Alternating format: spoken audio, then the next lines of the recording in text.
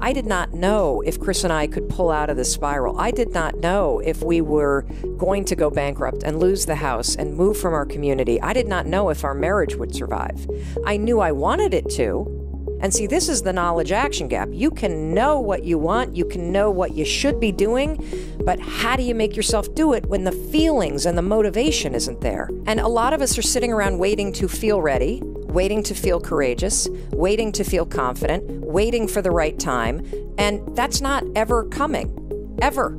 It's a losing bet to wait to feel ready. You can't control the things that trigger you and the fact that you're going to feel afraid and you're going to feel doubt and you're going to feel uncertain. You think that you need to feel confident or courageous in order to get started.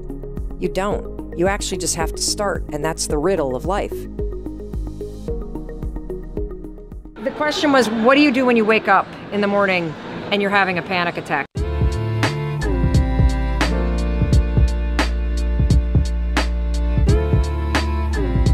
That is something I lived with for years, and it is terrifying. This is new to me. It's terrifying.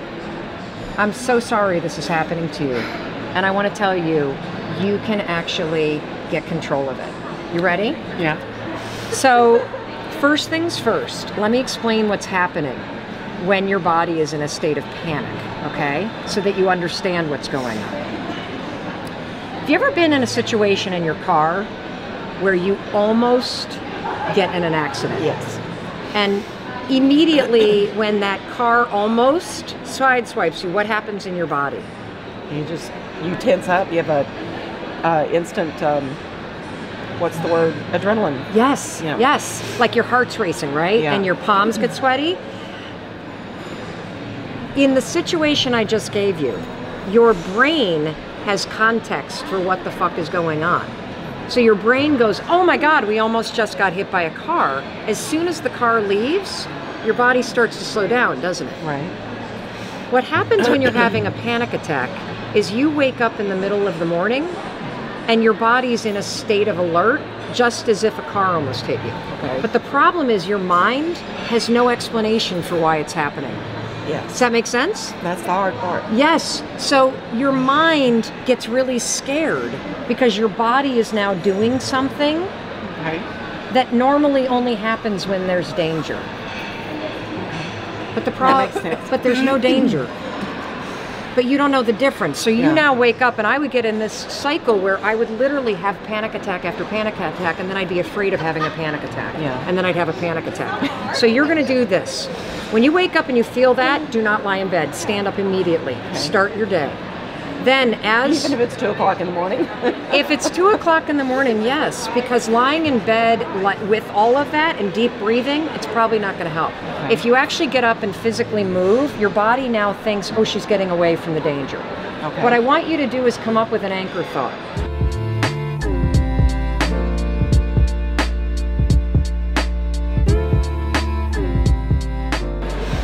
What is a thought? Describe a place where you feel really happy and centered and grounded. Watching my grandkids. Great. You're going to go 5, 4, 3, 2, 1, and you're going to have a particular vision of you and your grandchildren. Okay. Super specific. And then just say, I'm so excited to see them tomorrow. I'm so excited I see them every day. All right, I'm so I get excited to to see them babysit in the them. morning. I'm so excited. And what's going to happen is by saying you're excited, and by counting backwards, 5, 4, 3, 2, 1, you interrupt the patterns. Right. You awaken this.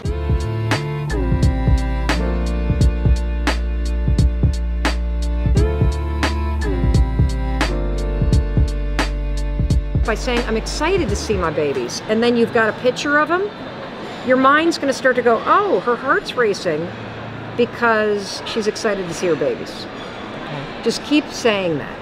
You've got to give your mind an explanation Right. to get it to calm your body down. Okay. In the car crash, your mind knows what's happening. You're going to give it a reason.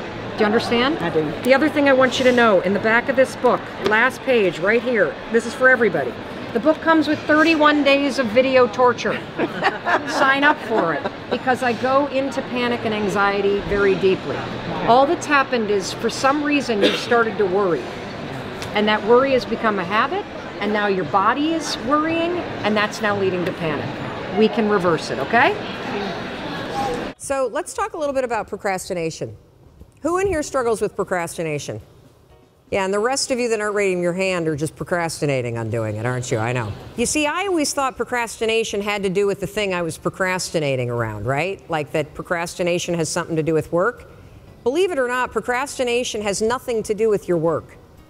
Procrastination is a form of stress relief. Let me explain this.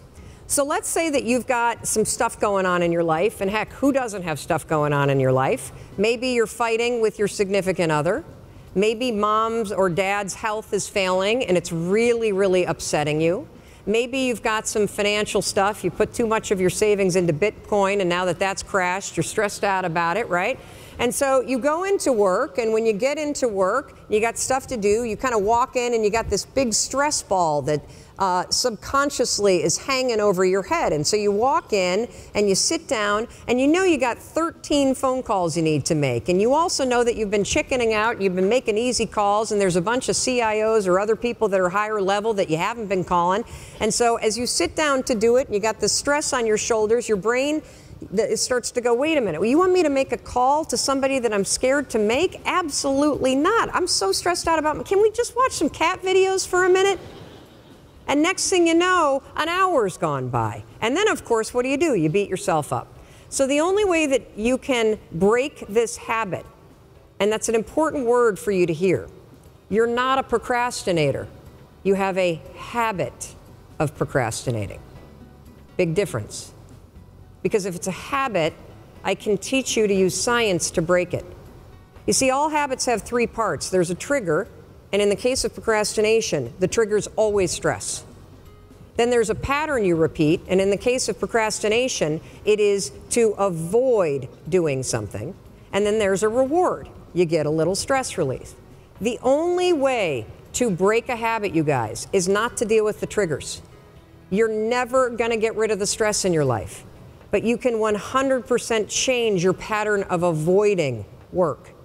So next time that you're in a situation where you feel yourself hesitate, you spent way too much time checking out the highlights from last night's scores, what you're going to do is you're going to go, oh, I must be stressed out about something. Acknowledge the stress. Then go 5, 4, 3, 2, 1. I want you to count to yourself because I want you to interrupt the habit that's stored here, and I want you to awaken your prefrontal cortex. Then I want you to just work. Just for 5 minutes. The reason why I want you to only work for 5 minutes is because your problem isn't working. It's the habit of avoiding. I just need you to start. And here's the other cool thing. We know based on research that if we can get you to start, 80% of you are going to keep going. I think you should chase what energizes you. Everyone talks about passion, legacy, purpose, la la la la la la. The one word to pay attention to is energy. I love that. That's it. Let's simplify this. Okay. So whatever energizes you, naturally expands you, feels like possibility, is exciting to do. It may be scary. That doesn't matter. It has to do with how it makes you feel. Right. When you were in your 20s, money made you feel good. It expanded you. It energized you. Chasing the money, that was the game. That was your passion. That was your There's nothing wrong with that. Nothing wrong with that. And I particularly want to say that to the women that are watching. Yeah, hell yeah. Because it is socialized into women not to chase success like that, not to go after the money. And so if what energizes you is amassing wealth, go for it. But what and the reason why I say that is because people talk about the word passion or purpose. Right. And the truth is, it's not a person, place, or a thing. It's not. It is the feeling of being expanded and energized. Right. If you're pursuing your passion, it means that you wake up every day and are energized. So instead of trying to think, what's my purpose? What's my passion? What's my purpose? What's my passion? I don't know. Yeah. Instead of thinking like that, I want you instead to ask yourself, what could I do today that would energize me? What energizes me? If it's making money, figure out how to make money. Right. If it is making a difference, figure out how to make a difference. It could be in any single shape or form. But if it energizes you, that's what you need to follow. And what happens is that passion also, because it's energy, it dissipates over time. Because when you first start making money, it's f***ing thrilling. Yeah. But what happens is once you learn how to do something once, you can do it over and over again. And so it starts to become routine, which means it's no longer energizing. Right. Which is why every entrepreneur out there goes through the mode of chasing the money, and then you hit the money that you need to make, and then you're like, I'm not fulfilled. What's my purpose? I don't know what to do. Yeah, I went through that. I need to find the light. You know, I did. Everybody does. Yeah. And it's because you were energized by the money, and now you're not. Yeah. Now you got to be energized by the next thing. Yeah. And for you, it's clearly service. It's clearly making a difference. It's empowering others. And so when I look back on my trajectory, the thing that energizes me is making people feel like they matter.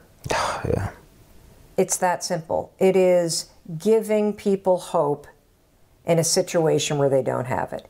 It is shining a light on the path forward when somebody feels stuck in darkness. And now that I know that those moments are the things that make me get up out of bed and energize me, I can trace back all the way to the moment of being a public defender in Manhattan, 22 years old, straight out of law school, defending a kid who, and I met him for the first time. He had been arrested. I met him during night court in New York City. I was a brand new young attorney. This kid had been arrested. He had been arrested for throwing a champagne bottle in the middle of Times Square on New Year's Eve, and it had come down on a woman and had sliced her face open. Oh my God. And he had been ID'd and pointed at by her friends as allegedly the kid who had done it.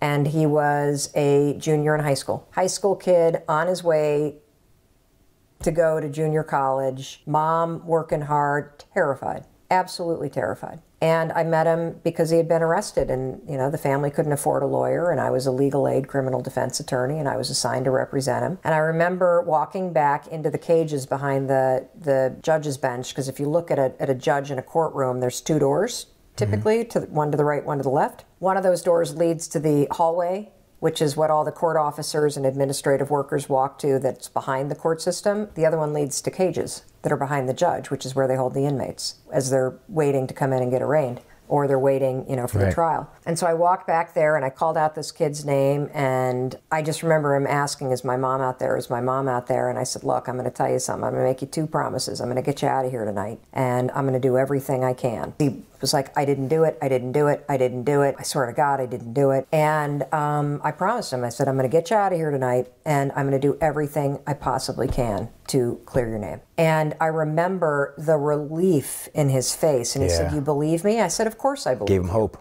Holy shit. That moment, my heart blew open. And it's those moments where you give somebody hope, where you show them the path forward, where you're stronger and clearer in that moment than they are. So now they can be. Yeah. And that's what I show up and do every single day. If you want to have command of your life, you must have control over your thoughts. In this video, Mel Robbins breaks down the secrets on how to have control over your mind.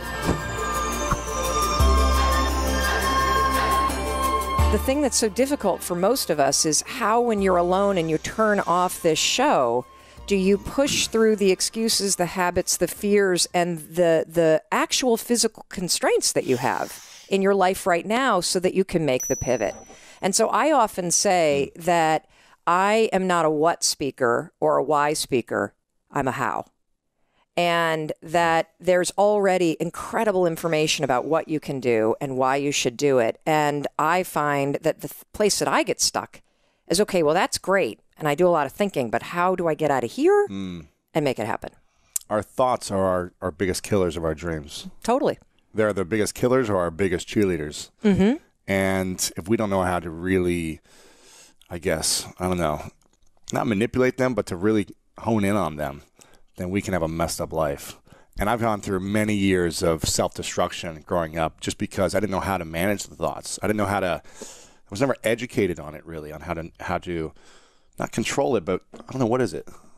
What is it? What is it? Yeah, not control it, but what is the word I'm looking for? Well, see, I talk about it this way. So I like to simplify things because it makes it easier for me. I'm almost 50 for crying out loud, and there's only so much that you can remember when you get to be, when he's 33. That's a whole different ballgame. But I think about your brain as being in two modes.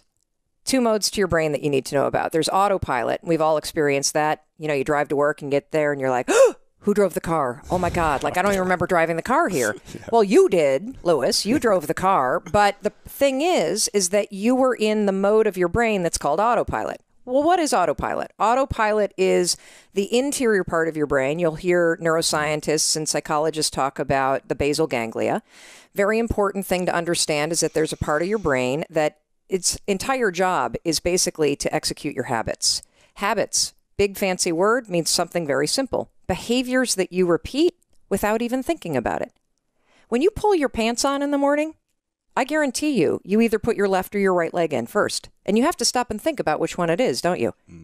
But not when you're putting your pants on. Right, exactly. Because that behavior is what researchers call a habit loop. It gets encoded as a closed loop system right here. Now, the problem for most of us is that half of the day we're on autopilot. And that's not me making a guess. That's what researchers that study habits and study psychology say. That half of your day, you're basically kind of checked out and you're on autopilot. And when you're checked out and you're on autopilot, any behavior pattern that you repeat can take over. And guess what are behavior patterns that we repeat? Thinking patterns. So self-doubt, worry, procrastination, overthinking, analysis paralysis, fear. Those are all thinking patterns that are habits. One of the most important things that I want people to understand is that you're actually not a worrier. You have a habit of worrying. Big difference. You're not a procrastinator. You have a habit of procrastinating. Big difference. And when you understand that any behavior pattern, whether it is a thinking pattern like you doubt yourself all the time, or you get trapped upstairs noodling everything and you can never get started, or whether it's a behavior pattern like you drink too much, or you snap at your kids, or you micromanage your team. Every one of those behavior patterns and thinking patterns can actually be interrupted and replaced using science. Now, let's talk about the second part of the brain. Drive. That's this puppy right here. This is what you want. This is your prefrontal cortex. Drive is the mode where you're in charge of your thoughts, okay? It's where you are fully awake, you are present, and you are driving your thoughts and actions. When you're doing that, your prefrontal cortex is active.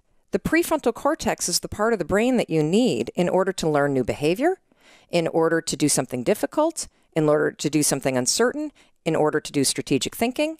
So I'm going to give you an example. So I'm a righty. If I were to try to write with my left hand, Lewis is going to torture me and tie my hand behind my back and make me do this, I could do it. It would look like I was writing with my foot.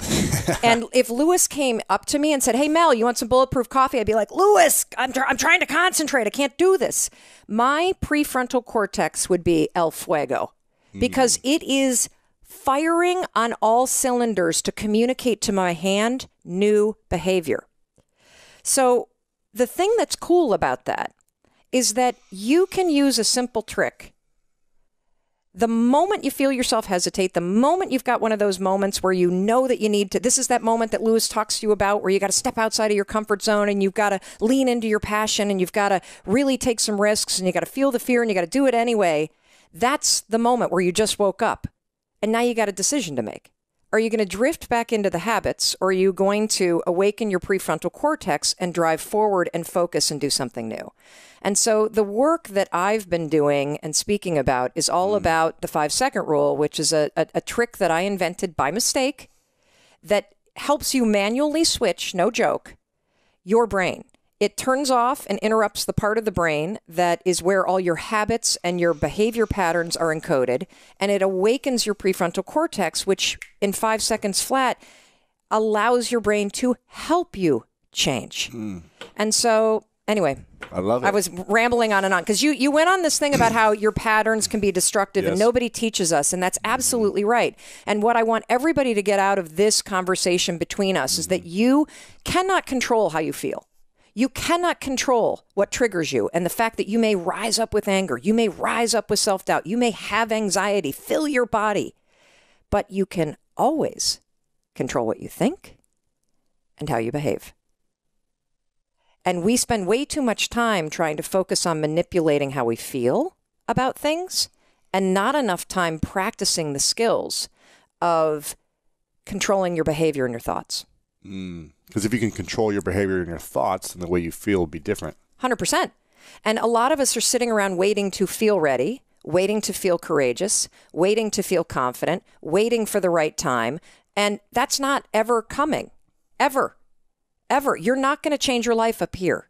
You only change it through action.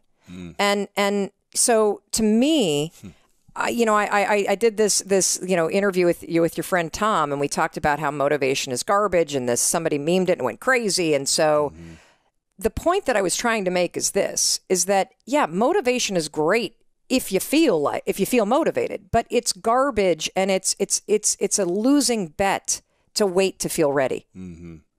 Because your body's not designed that way, and neither is your brain. And so I want everybody to understand that, first of all, you can't control the things that trigger you and the fact that you're going to feel afraid and you're going to feel doubt and you're going to feel uncertain. But you can always interrupt that feeling and take control in the moment and actually shift what you're thinking and shift how you behave. Yeah. And, the bigger the dream, the more fear you're going to have. Even if you feel like you've conquered the fear of something, in order to grow, you've got to take on some new challenge. And there's going to be uncertainty. There's going to be some stress, or there's going to be some worry, or there's going to be some ego checking, and there's going to be some identity crisis. Yeah. So there's always going to be this fear that could arise. Always. Always. I mean, do you feel like once you've mastered this that you have no more fear? Me? Yeah. No, the fear still comes, but I have 100% control of what I think and do. Right. So one of the things that is important for me to put on the table is that a lot of times, people look at where you are now. And so they'll see me on television, or they'll see that TED Talk, or maybe you'll be in an audience of 20,000 people in the American Airlines Center, and I'm on stage, and you're like, wow, that chick must have just been more than confident. I hate her. The fact is, that's not at all how I was. When I was 19, I started having crazy panic attacks. And they got so bad that I took medication, and medication was a godsend for me. I took Zoloft for 2 decades. When I had our first daughter, who is now 17 years old, the postpartum depression was so bad that they put me on Ativan, which turns you into a zombie, and I could not be left alone with her. So when it comes to self-doubt and to how we can torture ourselves with our thoughts, boy, have I lived that nightmare. And as I started to use the 5-second rule, which we're going to get into, and everything about my life changed, because when people first learn the rule, what you're going to start doing is you're going to start using the rule to push yourself to do things that are annoying. You're going to push yourself to get up on time. You're going to push yourself to work on your business plan. You're going to push yourself to make calls that are scary. You're going to push yourself to get to the gym. You're going to push yourself to speak up more at work. You're going to push yourself to put the booze down. Behavioral. And then you're going to start to actually use it to change the thinking patterns that are self-sabotaging. So I, 4 years ago, wondered, as I started to see myself go from facing bankruptcy to building a figure business.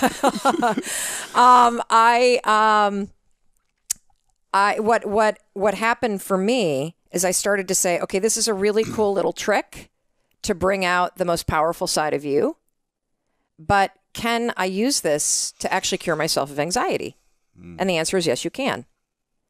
And 4 years ago, I went off Zoloft and I started using the 5-second rule, which I'm going to explain in 1 second, to interrupt the patterns of worry and self-doubt, which, by the way, anxiety is nothing more than the habit of worrying, spiraling out of control.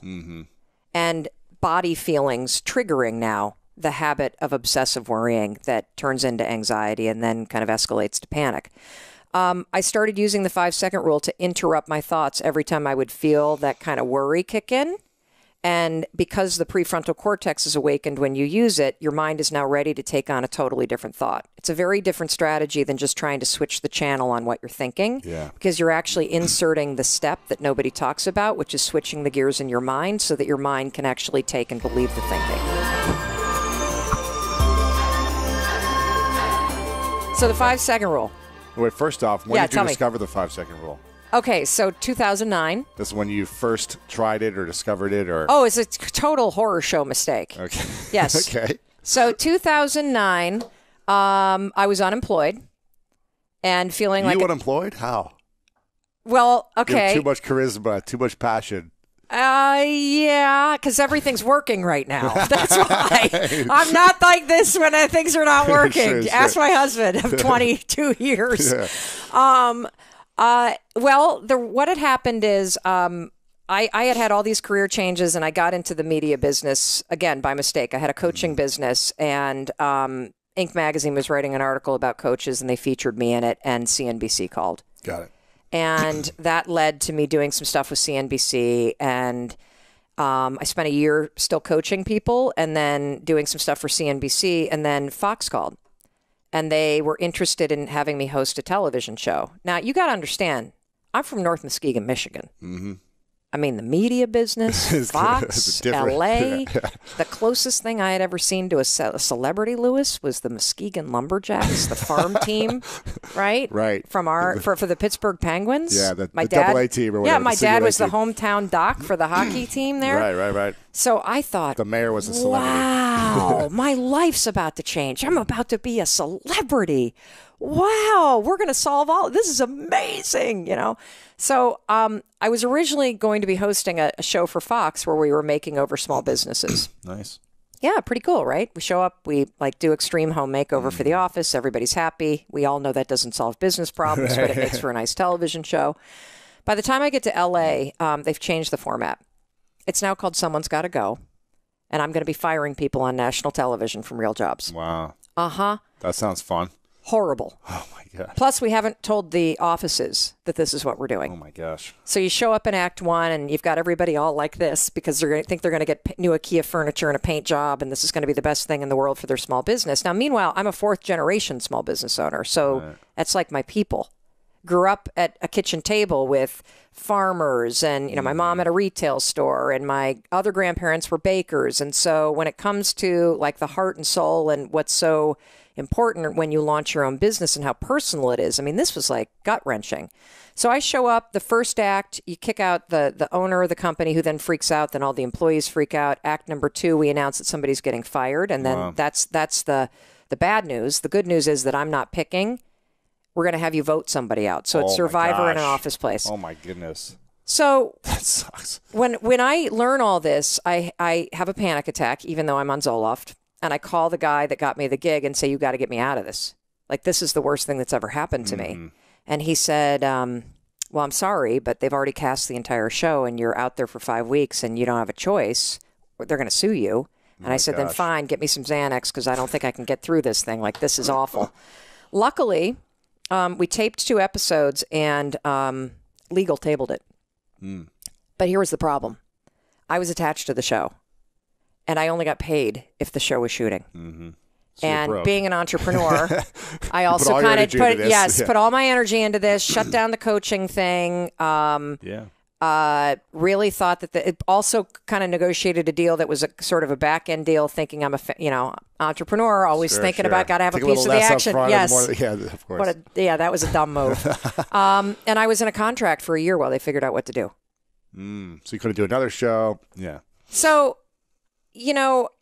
I just felt like I had made a huge mistake, and I felt really embarrassed. And I didn't know at the age of 41 what I should be doing with my life. And while it's neat that I had jumped careers so many times, I started to feel like somebody that actually wasn't successful at all because I didn't have a career track. I had a bunch of jumps from one thing to another. Now, looking back, it makes perfect sense, but standing in the middle of the mess, it just felt like everything was caving in. Probably just like when you were sleeping on your couch, feeling injured, and like everything I thought that was about to happen isn't happening now. Meanwhile, my husband had opened up a restaurant business. It had been his dream. He worked in high tech and came home one day after getting laid off and said, I'm never going to get on a plane and do a PowerPoint presentation for a company I don't care about or own. And I said, great, what's your plan? And he said, I'm going to open a pizza restaurant. And I looked at him and I said,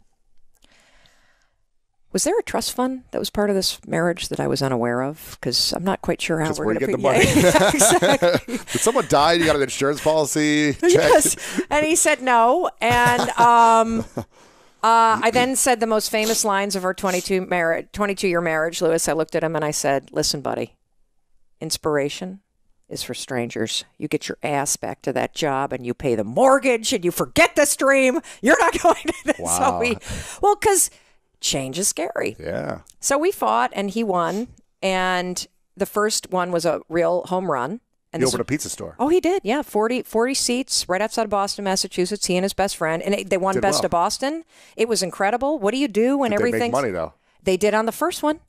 So what do you do when do everything's another one. working? Woo, let's go all chips in. Let's put in the home equity line. Let's put in the kids' college savings. Let's get friends and family. And because you're so excited, you think it's going to work. So you go big, big, big. Well, the second one did not work at all. And it did not work at all so badly that when it was finally closed, it was close to an $800,000 loss. And it meant our entire home equity line, kids' college savings, everything went right down with it. That was right when I lost the Fox show. So I'm unemployed. The liens start hitting the house. The phone starts ringing all the time, and it's collections calls. So you unplug the phone. That would stress me out. Well, you just unplug the phone. Oh my I mean, that's how you gosh. deal with that. But I remember I remember two things from that period of my life that were really painful, and one was having to call the town and tell them that we could not afford the $175 for our sixth grader to play soccer, so we needed to pull her out. And I remember there being times, because I was so afraid to look at the checking account, that I would stand at the grocery store and items would scan and I could just feel that wave of anxiety rising, thinking, I don't think the check card's going to go through. And so I would stand there. I always had an excuse, and it was to look at the person and go, oh, that's strange. It just worked at the gas station. Oh, my gosh. Because what would have been more empowering is to probably say, oh, well, I guess I don't have the money for this. Let's take this, this, and this. And just kind of like the easiest thing to do is to tell the truth. But I was so filled with shame. Yeah. So I started to develop this habit of hitting the snooze button. Because what would happen is the alarm would go off in the morning. And the first thing I would think about is all the problems that we had. And how awfully things had gone off the tracks. You didn't want to deal with them.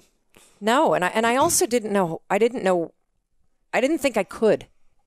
And this goes back to the feelings. Like you think that you need to feel confident or courageous in order to get started. You don't. You actually just have to start, and that's the riddle of life. That lying in bed, hoping that you wake up some morning motivated to change, that's not the answer. You actually have to learn how to push yourself. You have to learn how to leverage the power of your decisions, and you've got to learn how to take action when you don't feel like it. Because every morning when I woke up, I did not feel confident. I felt like a loser. Yeah. I felt like the world's worst parent. I felt like I had failed at every single turn. I did not know if Chris and I could pull out of this spiral. I did not know if we were going to go bankrupt and lose the house and move from our community. I did not know if our marriage would survive. I knew I wanted it to. And see, this is the knowledge action gap. You can know what you want. You can know what you should be doing. But how do you make yourself do it when the feelings and the motivation isn't there? When all you got is fear? And so every night I would lie in bed and I would say to myself, all right, that's it, Mel. Tomorrow, it's the new you. Tomorrow, you're going to wake up and be motivated. You're going to get up. You're going to exercise like everybody says you should. You're going to meditate. You're going to get those kids on the bus. You're going to screw Fox. You're going to look for a job. You're going to cold call Cox Media, and you're going to do auditions. Come on, girl, let's go. Let's go. Let's go. You're going to take a cold shower. Woo! Here we go. And I meant it when I was saying it. Maybe it was the alcohol that was talking, but then I would wake up and I didn't feel any of those things. So I would hit the snooze. And I would hit the snooze. Now, why was I hitting the snooze when I knew it wasn't the right decision? I'm going to tell you why. And this is something that I was blown away by when I discovered it. You don't make decisions with your goals. You don't make decisions with your prefrontal cortex. You don't make decisions with logic. Do you know how we make decisions? I didn't invent this. A neuroscientist by the name of Damasio, who does his research in Brazil, who gave an incredible TED Talk and wrote about this forever and ever and ever. We make decisions with feelings. 95% of our decisions are made by how you feel in the moment. And that is the problem.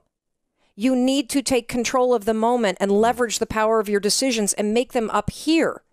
Because when I was lying in bed, I wasn't saying to myself, I should get up because that's going to help me start my day right. I was saying, do I feel like getting up? No, you don't. No. Do you feel like making that cold call? No, you don't. Do you feel like doing that third set of reps? No, you don't. Do you feel like having that hard conversation? No, you don't. Do you feel like ending this relationship, whether it's in business or in your life, that is sucking you dry? No, you don't. We make decisions based on our feelings, and that is robbing you of joy and opportunity. And it is blinding you from the fact that how you change your life is 1 5-second decision at a time. One push at a time. And if you accept the fact that you may never feel ready and you may never feel motivated and you may never feel confident, you may never feel courageous, and that's okay, but you can still push yourself forward. What happens over time is as you start to see yourself becoming the person that takes action, that you start to see yourself becoming the kind of person that speaks even though your voice is shaking. You're the kind of person that has a bias toward moving instead of a bias toward thinking. Guess what happens? You build the skill of confidence and courage. And so what happened for me is I was stuck, Lewis. I mean, I was so stuck. We were heading straight for divorce. We were heading for bankruptcy. I knew I wanted to change things. And so one night I see this commercial. This is the stupidest story on the planet, but this is what happened. I see this commercial. And, again, I also was drinking too much. I mean, I probably had a couple Manhattans in me. Sure. That's my drink. I'm from the Midwest, just like you. Yeah. All right, little Manhattan there, little bourbon.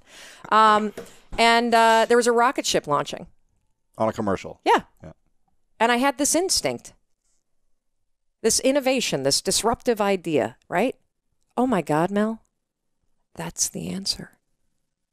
Tomorrow morning, you're going to launch your ass out of bed like a rocket ship. You're going to move so fast, you can't even think about your problems. Dumb, right? Mm-hmm. Totally dumb. But See, it's like, this is the dumbest idea I've ever heard. I cannot believe I have this chick on my podcast. No, I understand it. You got to get moving first. Yes. That's the thing. You just got to wake up at 6 a.m. or whenever it is and go into the gym. And when you're in the gym, you're going to start moving the first weight. Yes. And then you'll start moving the second weight. Actually, people use the 5-second rule at the gym because you know how much time people waste at the gym standing around thinking about the next thing? Probably 70% of the time. 5, 4, 3, 2, 1. So the next morning the alarm goes off and nothing had changed in my life. I woke up to the lien on the house, the fighting with Chris, the unemployment, the lack of confidence, the lack of courage, the whole thing. But I did something I had never done before. I went 5, 4, 3, 2, 1, just like NASA. I actually counted. And then I stood up and I was like, what the hell just happened? Uh-huh. What? That is the dumbest thing I've ever heard. The next morning I used it again, it worked. The next morning I used it again, it worked. And then I started to notice something, and this is one of those things. So we have an 11-year-old son who has dyslexia, and when they finally diagnosed him, it was as if, of course, it was as if, like, how could we have possibly missed this? Are we the worst parents in the world? I mean, the kid can barely write, he can't cut his food, he doesn't no wonder he doesn't do team sports. It was right under our nose, and what I'm about to tell you is right under everybody's nose. There's a 5-second window between the instincts, the shoulds, the urges, the inner wisdom, the things that can change your life if you listen to it. Got a 5-second window from the moment you feel that instinct to move. And if you don't, your brain is actually designed to kill it. 5 seconds is all you have. The second you hesitate, and you feel yourself hesitating, that is a moment of huge power, because what's happened is you've just started to pull back from something that you need to lean into. And if you count backwards 5, 4, 3, 2, 1, and this is the neuroscience behind why this stupid little trick works, counting is an action.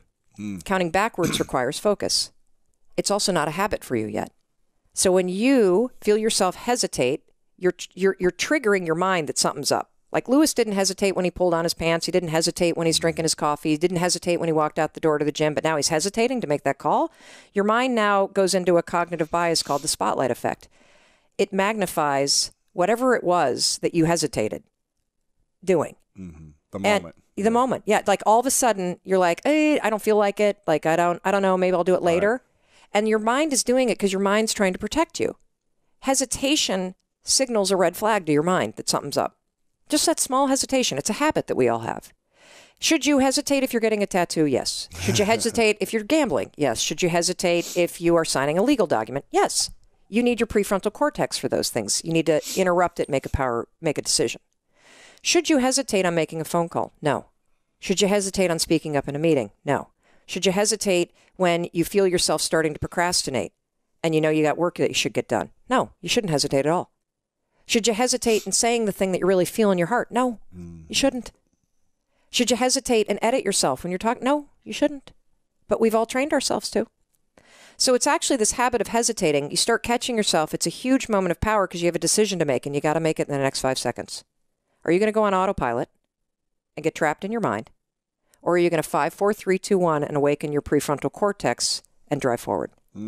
So I started to use this rule as I noticed that every day, all day long, I had these moments of inner wisdom where I would know that I needed to pick up the phone and stop isolating myself. I would know that I needed to call a bunch of media companies and start auditioning for radio show hosting gigs. I knew that I should get out of bed on time. I knew I should stop myself before I snapped at Chris, right? Self-monitor. Yeah. I knew I should not let the frustration be the things that was driving me. And so I started to use the rule all day long. Whenever I felt this, I should do this, 5, 4, 3, 2, 1, and I would make myself do it. And slowly, 5 seconds at a time, my entire life started to change. And my husband used it in his business, and he and his business partner dove in. They went on to open 7 more restaurants. I went on to launch and sell 2 businesses and get recruited by CNN and join their team. I had a syndicated radio show that ended up winning the Gracie Award, which is kind of the female media, awards for the #1 talk show in the country. And, I never intended to tell anybody about the 5-second rule. First of all, because it's stupid. Right. I mean, come on. Count backwards. That's the dumbest thing. Not stupid to me, though. What? Anything that works for me. That's true. You know what I mean? I'll take any stupid thing. That's true. But I also was like, how do you start talking about something like that, right? Yeah. So I was asked to give a TED Talk like 6 years ago, and TED 6 years ago, not the brand that it was today. They weren't even putting the talks online yet. Really? Yeah, the TEDx talks were not online yet. And so that was the first speech I'd ever given in my life. If you want to see what somebody looks like having a panic attack for 21 minutes straight, watch that speech. I was backstage, and it was like one PhD after another going out there. I'm like, what the hell have I gotten myself into? This is the dumbest thing. And so at the very end, I wasn't even planning on talking about it. I say, oh, by the way, there's this thing I do. That's it. I don't even explain it. And you know why I didn't explain it, Lewis? I didn't know why it worked. So you didn't have the science or the research. You're just Zero.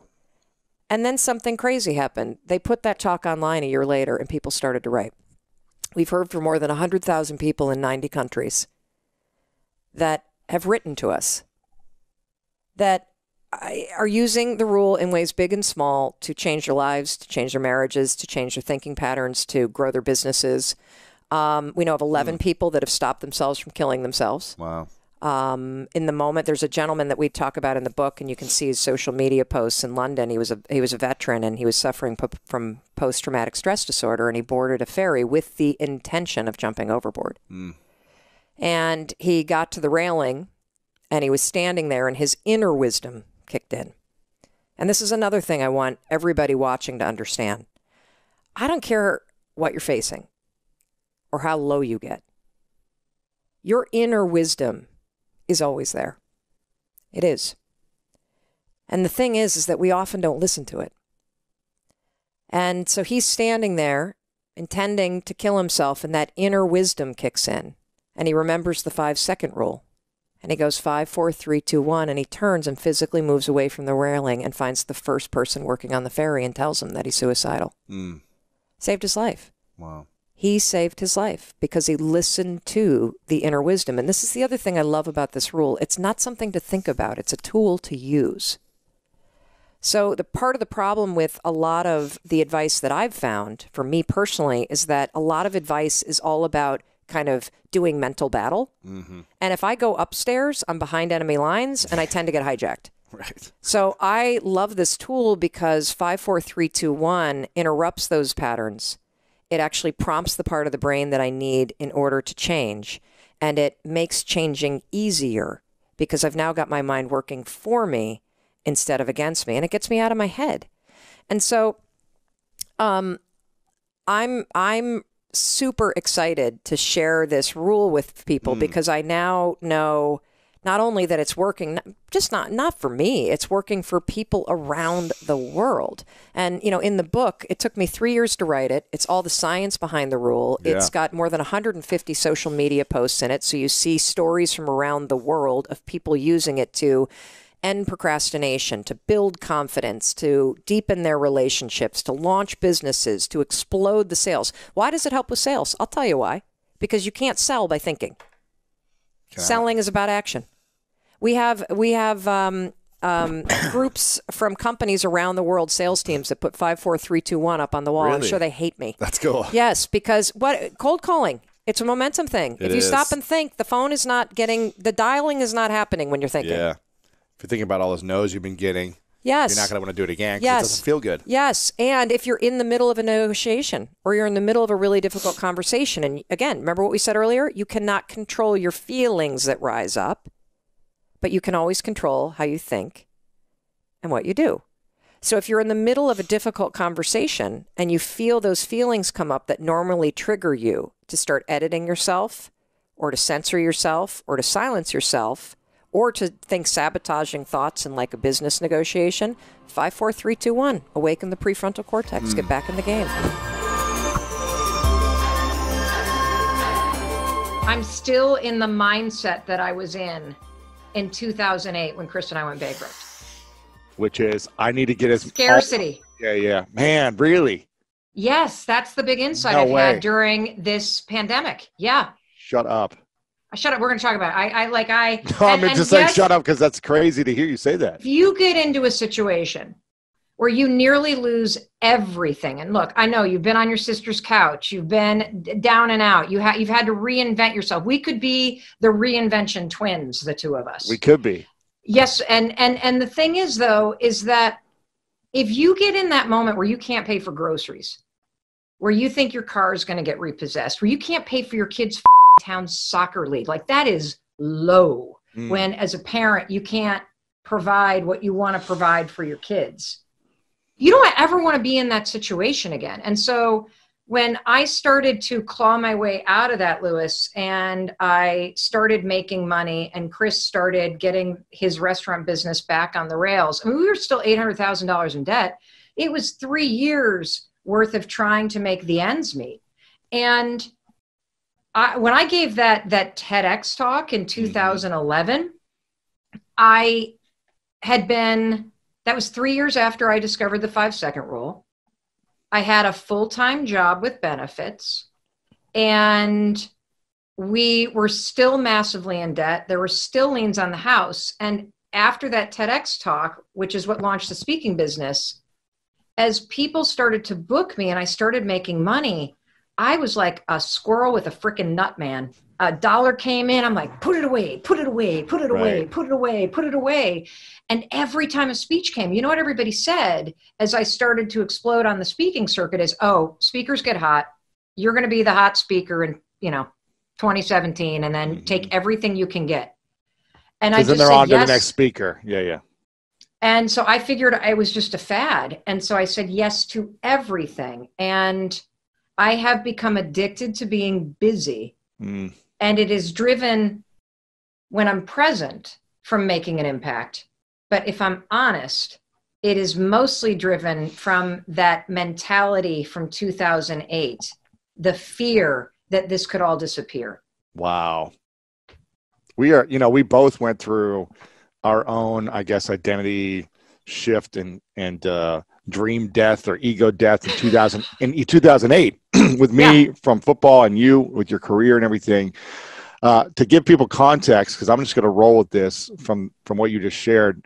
Mel Robbins has been a friend of mine for years. You've come and spoke at Summit of Greatness. You've been on the show a few times before, and you've exploded in the last 4 years, really, with everything you've been talking about, from speaking to the 5-second rule to the Mel Robbins show, which was a big hit. But then, in the middle of pandemic, that dream just ended, and we're talking about, a big revelation for you, which is scarcity. And this is something we teach all the time, to be in abundance and don't have a scarce mindset. But you're saying that you feel like you've been in scarcity still for the last 3 years.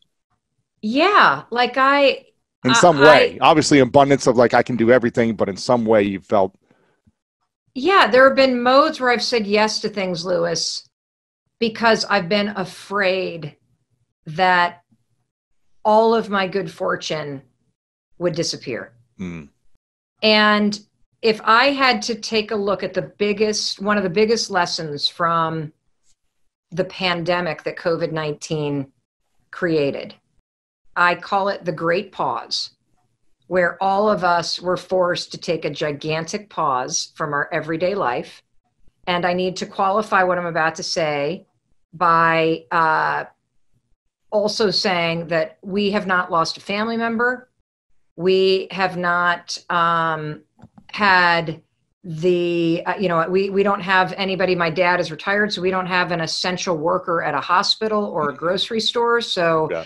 I am speaking about the impact of COVID-19 without having lost a loved one. And so the Great Pause that basically had my talk show end abruptly. We got 5 minutes notice. We're told to evacuate CBS Broadcast Center. And all of a sudden, it was over. 139 people, no goodbyes. Oh my goodness. 175 shows, no thank yous. We finished taping. I walked into the control room. My executive producer, Mindy Borman, turned to me and said they found COVID in the building. She started tearing up. Everybody, this has been remarkable. It's a wrap.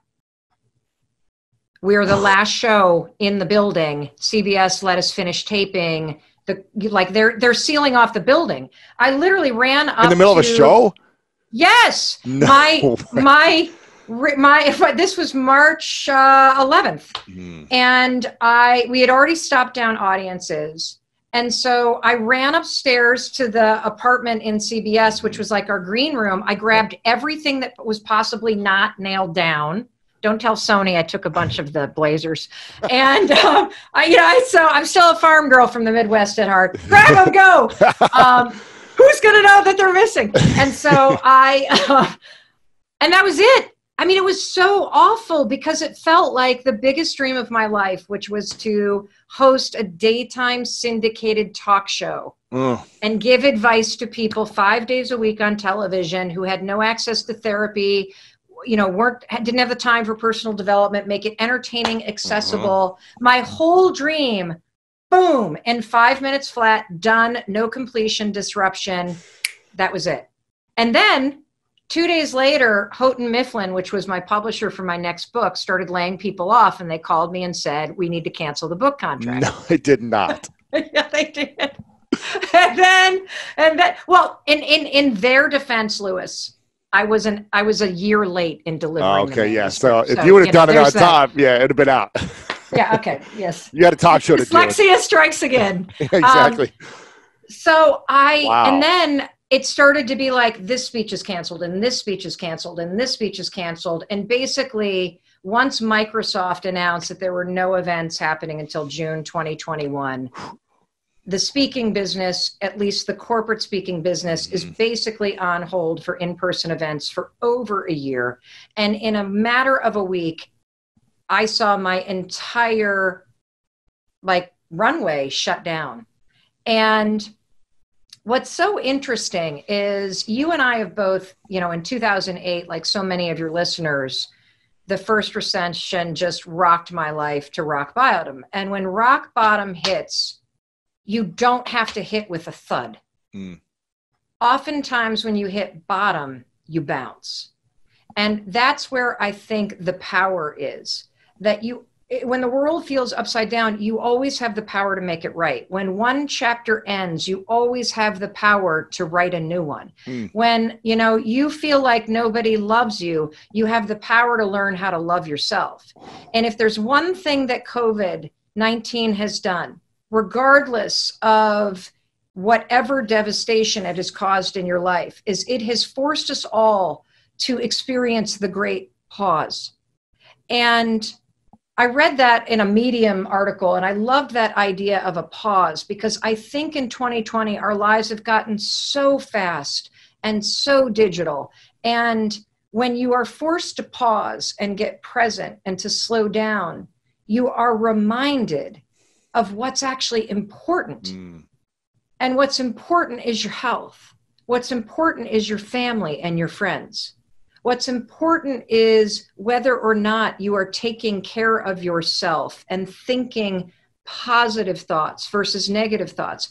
The world gave us a gigantic experiment where we got to practice and get to continue to practice the most important skill on the planet, which is emotional resilience, the ability to face hard and actually be okay, the ability to face the uncertain and redirect your attention on things that you know that are certain.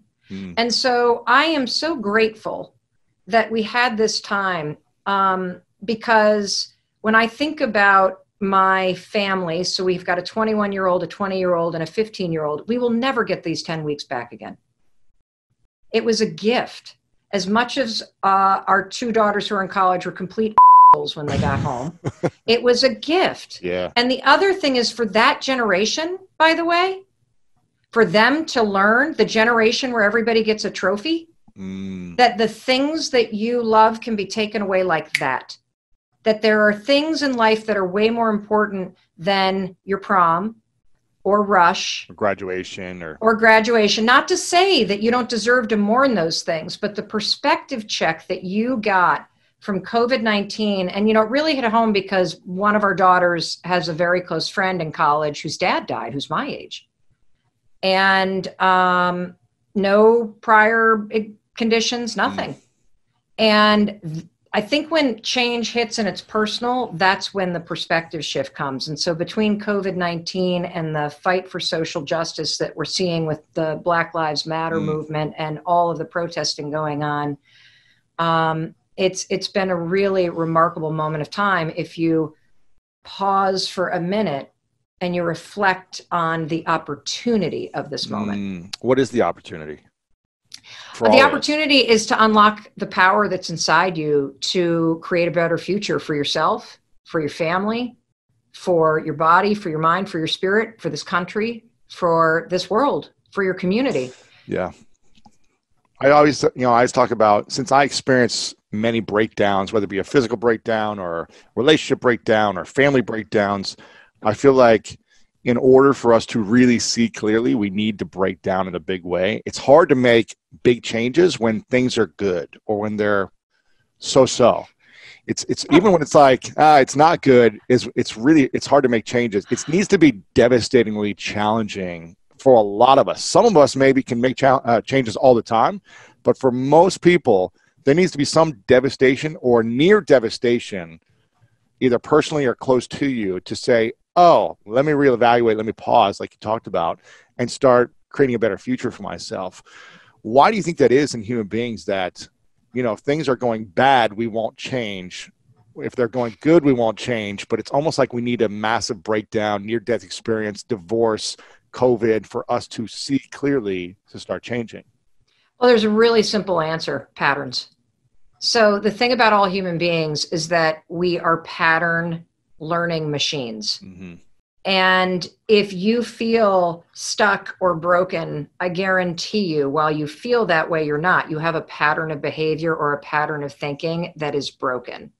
And we need to be disrupted because we love our patterns.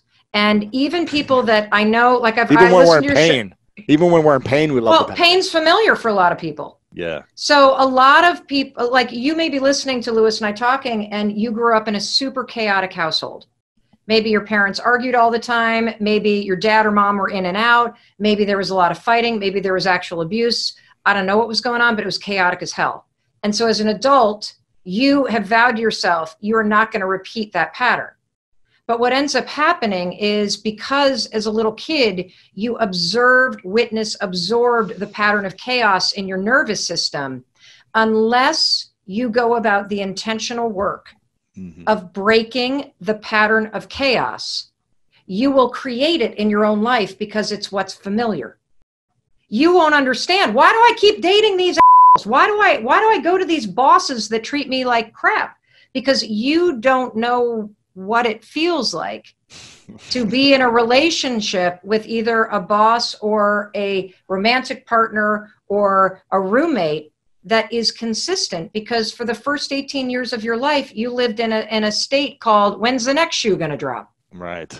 And so wherever it is in your life that something is broken, there is a pattern that you don't see yet that is making you continue to stay in a broken situation. And so one of the things that you just asked, which is why is a perspective change or losing a job or something like that that's so disruptive? Because those sorts of things, COVID-19 breaks every pattern. Yes. Black Lives Matter. Yep. Yes. Black Lives Matter breaks patterns of thinking that you weren't even aware that you had about privilege or being anti-racist or what your Black colleagues and friends and relatives deal with on a day-to-day basis. And so having a breakdown is one of the biggest things on the planet, because what you get is you get a break from your own bullshit, and you can look objectively at where you are, and for the first time look ahead and say, well, what do I want to go create? And 9 times out of 10, if you're discouraged right now, if you've got financial devastation, if you're facing something that is making this moment in time as hard for you as life was for Lewis and I in 2008 during the last recession, I beg you, ask yourself honestly if what you had is actually what you wanted. The thing that you just lost, that job that you bitched about all the time, that relationship that was bad to you, yes, or the friends you can't hang out with because it's convenient and you're in quarantine. Like, actually ask yourself if this is what you wanted, or were you just used to it? Being used to something, Lewis, I think is the biggest reason why people don't change. I asked my mother. I love my mother. I love my parents. They've been married 51 years. Which is a feat, because my mom was a teen mom. But I asked her once if she'd go to a personal development seminar with me. What'd you say? Are you kidding me? Why would I want to change at my age? Oh, wow. I might discover I hate my life. Wow. I was like, okay, I'm just going to leave that right there. Right. I mean, I think being used to what you have. I mean, even our son is, so I'm here in Vermont at my mother-in-law's place, and our son is going to go to high school in Vermont. And so we're going to kind of split our time back and forth between my mother-in-law's place and our place in Boston, because God knows what business is going to be like. And, why would you need an office after COVID-19? Right. Another amazing thing to realize, even that change, I notice my own agitation, my own anxiety coming up. Will I make friends? Will I like a slower lifestyle? What happens if Chris likes it up here and I hate it up here? My own mind, because it's not something I'm used to yet, is making up stories to cling to the old way of life. This is a moment in time, everyone, please. This is the greatest gift. The greatest gift is this moment of pause where you get in touch with what you actually want. And if you don't have the skills, for crying out loud, look around and take an online course, because if you need skills to prepare yourself for the thing that you want, get them right now. 5, 4, 3, 2, 1. Awaken the prefrontal cortex. Get back in the game. How has this rule helped you the most? In what area of your life? With your marriage, your business, and being more productive, and not having to, take drugs when you're worried so much? Right. Or or on stage, what's the area where you're like, wow, this has really had the biggest impact? And I'm sure all of it, but. Well, the most important thing in my life is my marriage. So my relationship with Chris is like the thing that brings me the greatest joy. I mean, I'll just start crying thinking about it. Yeah. And how many years have you been married? 20 years. We've been together for 22 years. Wow. 3 kids, 17, 16, 11. It has given me mastery over myself. Like, I get so choked up just thinking about this. Like, I used to feel out of control. And this rule allows me to be the best version of me and to interrupt like all the garbage that can trigger you to behave in a way that's inconsistent with your values and your dreams. And so that has been the single greatest gift. That's great. That, and also, you know, I think the other thing that's super cool is that it is a tool that certainly prompts you to act, but it is also a tool that helps you tune in to your inner wisdom.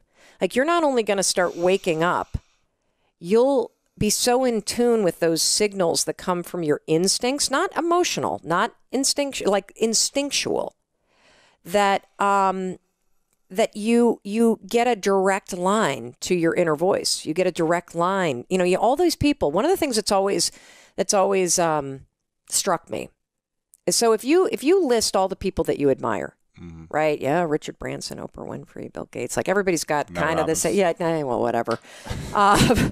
Lewis, for sure. If you list all those people, Jay-Z, Beyonce, like everybody, everybody that you admire is doing the exact same thing. They actually listen to their inner wisdom.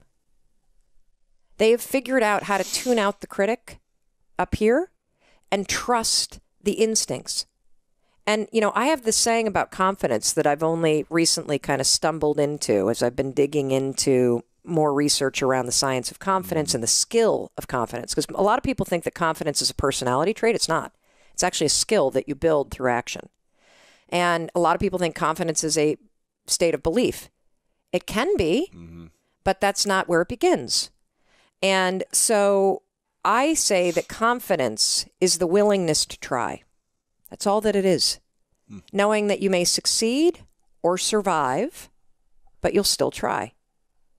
And to me, all those people that we admire most, that's what they're doing. They have the ability to tune into those instincts that are true for them. Because the fact is, there's only one you. That's it. And you matter because there's only one you, and there's only ever going to be one you. And your instincts and your experiences and your inner wisdom is a gift to the world. And every time that you tune it out because of the habit of hesitating or the habit of self-doubt or the habit of worrying or the habit of overthinking, you are robbing the world of that gift that you have to give to everybody. And you can use this simple, stupid, silly tool to train yourself to not only hear it, but also to develop the skill of courage to act on it. Powerful. And is there any area of your life where you feel like you lack courage still? You know, I'll admit it's kind of easy. I think we all kind of go through those moments where you feel like you're behind. And I think social media is both an incredible tool, and it can also be one of those triggers that makes you feel like, look at how many followers this guy has. And like, I'm like so tiny compared to this guy right here. Like, it's easy to use technology and social media not for inspiration, but actually as a way to bash yourself that you're not doing what other people are doing. Comparison and or whatever. Yes. And so I think that I use the rule a lot for patience. I notice that my insecurity rises up because right now, you know, look, I did a ridiculous number of speeches last year. I travel way too much. I don't want my life to look like that. It's a champagne problem. I get it. Yeah. But I also have 3 kids in a marriage that I love, and I really feel depleted when I'm not with them. And so I'm practicing patience as I make an intentional pivot in the kind of business that I'm running so that I have more of a life that I want as well. So that's one area. You know, I don't feel insecure as much as, you know the term deliberate practice, right? And you know the 5-hour rule where... Deliberate practice, is that from the Talent Code? Well, the deliberate practice is actually a psychological principle. I think it was in a book called The Talent Code, but yeah. Oh, yeah? Okay. Yeah. Well, it's a psychological principle that, you know the 10,000 hour rule. I mean, deliberate practice is in yes. sports. Yeah, so deliberate practice is this idea that, yeah, you could do 10,000 hours at anything and become an expert at it, but the way to do it faster is to do deliberate practice, which means you're practicing with the intention of improving, and there's a feedback loop. Yeah, so you do 2,000 hours as opposed to 10,000. Correct. Right. Like, for example, if you want to become an expert at guitar, learn scales. Don't just sit there for 10,000 hours and play the same song. Right. If you learn scales, you get the finger dexterity and the muscle memory and the neural scales are pathway hard, development. by the way. Yes, So I saw your guitar over there. So hard. I saw your guitar. You know, I always wanted to play guitar, but instead I forced my 3 children to learn. That's There good. you You go. can just enjoy it. You just watch them. Exactly. My brother's, the #1 jazz violinist in the world. What? Yeah. And so I grew up watching the most incredible, like, Now, is he built like you too? he used to be even like more jacked. They used to call him the Incredible Hulk of violin because he was just like, Wow, snap super the thing jacked. in half as Yeah, he he would. playing He it? would like slam it like Jimi Hendrix style. Yeah. But now he's leaned up a bunch actually, and so he's incredible. So I used to just be all awestruck by his gifts, and it was unbelievable, his skill. And so I learned guitar. I taught myself when I was 18 just because I was like, I have to know something, in terms That's of pretty cool. music. I can barely, I'm like a hack, but Yeah. at least I can do something. Yeah. So yeah. So I'm kind of in this mode of improving myself, and I'll give you one more thing that I'm working on. So Yeah. I kind of think about my life and my work in 3 buckets. So we got this bucket here, Yep. we got this bucket, and we got this bucket. And so when you think about your business, or you think about your passion, or you think about work, I think about, okay, what do I need to do in terms of how much time and what actions do I need to take in order to develop the skills so that I can perform the work? Mm-hmm. So there's the deliberate practice that goes into practicing your skill and your mastery. and your competency Yep. mastery, so that when it comes time to actually deliver the work, whether that's selling or standing on a stage or writing a book or talking to people or selling real estate or whatever it is that may be your passion, deliver. This is the one I neglected last year. This bucket is, what are you doing to personally develop yourself so that you are the most capable, fulfilled, and satisfied human being, so that when you show up to do your competency and your skills and the delivery, that you as the human being are able to do that. Yeah. And so I've been spending a lot more time consuming content, reading books, watching, your incredible show, and learning from other people. And I think that one of the traps that we entrepreneurs get into is I was feeling last year anyway, like I was on a treadmill, and when I wasn't looking, somebody was coming by and turning up the speed. Sure. And I was only in this alley. And increasing the hills, Yes. Yes. And so, and if you're my age, you need like a diaper when somebody does that. You're on a treadmill and a leash to keep you attached to it. Exactly. So I've been focusing a lot on this, and it's been interesting because you and I were talking earlier too about you going to India and some of the stuff that you learned in terms of the different states to be in. And I use one where I pay attention to where I'm feeling depleted versus where I'm energized. And here's the thing. You can be doing things that are really hard that energize you. You can be doing things that are really scary that energize you. The same is true with things that deplete you. There are things in your life that are really easy for you. There are people that you hang out with, by the way, that you've been hanging out with for years, but they deplete you. And so I've been starting to become more deliberate about how I distance myself from things that deplete me, and how I spend more time and energy either doing or pushing myself to do those things that actually energize me. And this gets back to your message around passion, right? And that, the art and the skill of building a life that is guided by the things that you're passionate about. I also know that as I set out to write down what I want to do, there's so much freaking fear that I have. Why is that? Because I still feel like I'm not worthy. I feel like I don't deserve it. Like it's old. And I think that's the other thing about patterns, everybody, is just because you identify. And for me as a kid, for whatever reason, I have my own version of feeling invisible and feeling like I'm not good enough. And so my way of coping, both with my anxiety and being a survivor of sexual abuse and wanting love, which we all need, is I was like an overachiever. And so I'm the kind of person that's super busy and a go-getter because it got me attention. And if I was the one that was super busy and achieving, I not only got praise, but it also insulates you from other people not picking you, because you're the one in a leadership role doing the picking. Right. And so there's a part of me at the age of 51 that is realizing that, you know, these feelings of feeling unworthy and this hyper drive to try to achieve, it's all coming from a place of feeling inadequate or like what I'm doing is not enough.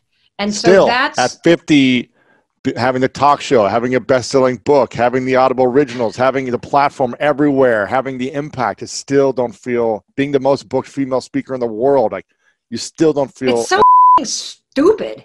It's annoying. And human beings are annoying. We are stuck with this wiring. Like if you think about it, like all of the crap you believe is probably a hangover from age 0 to 10. Mm-hmm.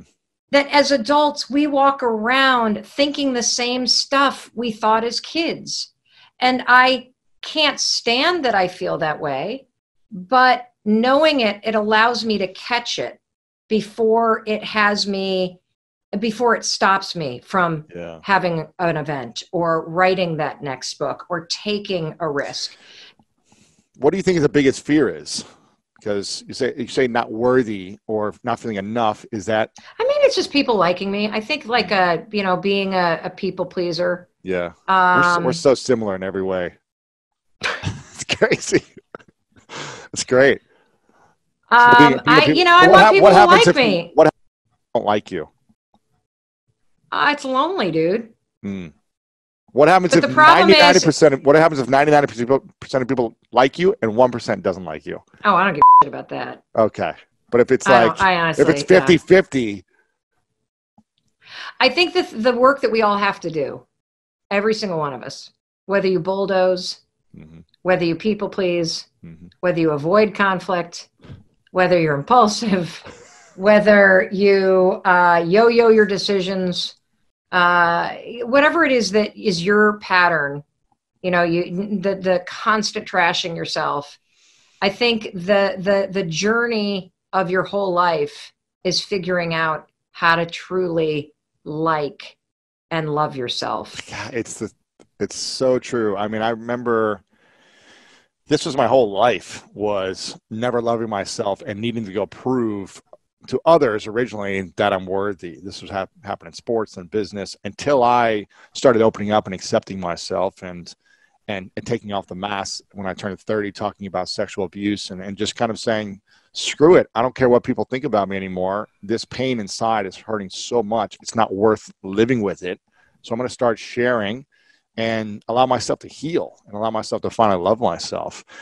And it's so funny that we could just write a book with 2 words that says love yourself. And that's all the book needs to say, because a lot of us never remember to love ourselves, remember to acquire skills, which are important, remember to love other people, remind ourselves to take care of our health.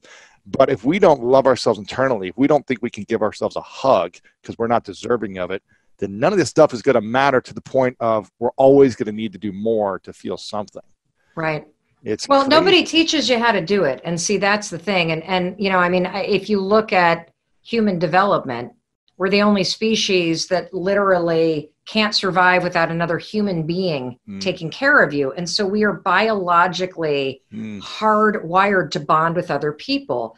And that is from the very beginning of when you come out, bonding with somebody else and making sure they pay attention to you is your survival imperative. So you are born needing somebody else. And I think what ends up happening is there's never that kind of clean break or pass off between needing your parents to take care of you, needing your friends' approval to fit in, to truly having ownership over giving yourself what you didn't get, giving yourself what you needed. And that's the piece that I've been doing a lot of during the great pause, is slowing down, because so much of my busyness was fueled by, praise me, love me. Am I doing enough? Please tell me I'm doing okay. Okay, I can breathe now. I'm okay now. And when I slow down, and maybe it's a function of the anxiety, that's when things get scary, because that's when you've really got to be with yourself. Mm-hmm. And so it's in getting off the road, slowing down, recognizing that I'm super grateful for all the opportunity. And I know the work that I'm doing makes a tremendous impact. And I particularly love hearing from mental health practitioners that the 5-second rule, I've heard from so many people in inpatient psychiatric wards, Lewis, that use the 5-second rule in the videos we put on YouTube in their group counseling sessions with people. And knowing that it is helping so many people, it is like the greatest gift on the planet to know that it's making a difference. But I know that in this next chapter that I consciously create, I want to have more fun. I really want to love the process. Yeah. I don't want to make it so hard on myself and be gripping everything so tight. And it's really easy for me to see it in other people because I know what it feels like in here. I'm working hard to break the patterns that still hold me back. And the big one that holds me back is bulldozing. It's literally when I start to feel any level of tension. This is particularly true in my marriage. I'm married to a saint. Thank God Chris Robbins meditates every morning. It's the only reason why we've lasted 26 years. It's how he puts up with me. When I feel my whatever emotion rise, I immediately raise my voice. Wow. It's how I assert power in the relationship. And I am so committed, Lewis, to breaking that pattern. Wow. And being a more fun person to be around and a kinder person to be around. Wow. That's beautiful that you're getting this during the pause. What do you think was the biggest lesson you learned about yourself during the talk show experience before the pause?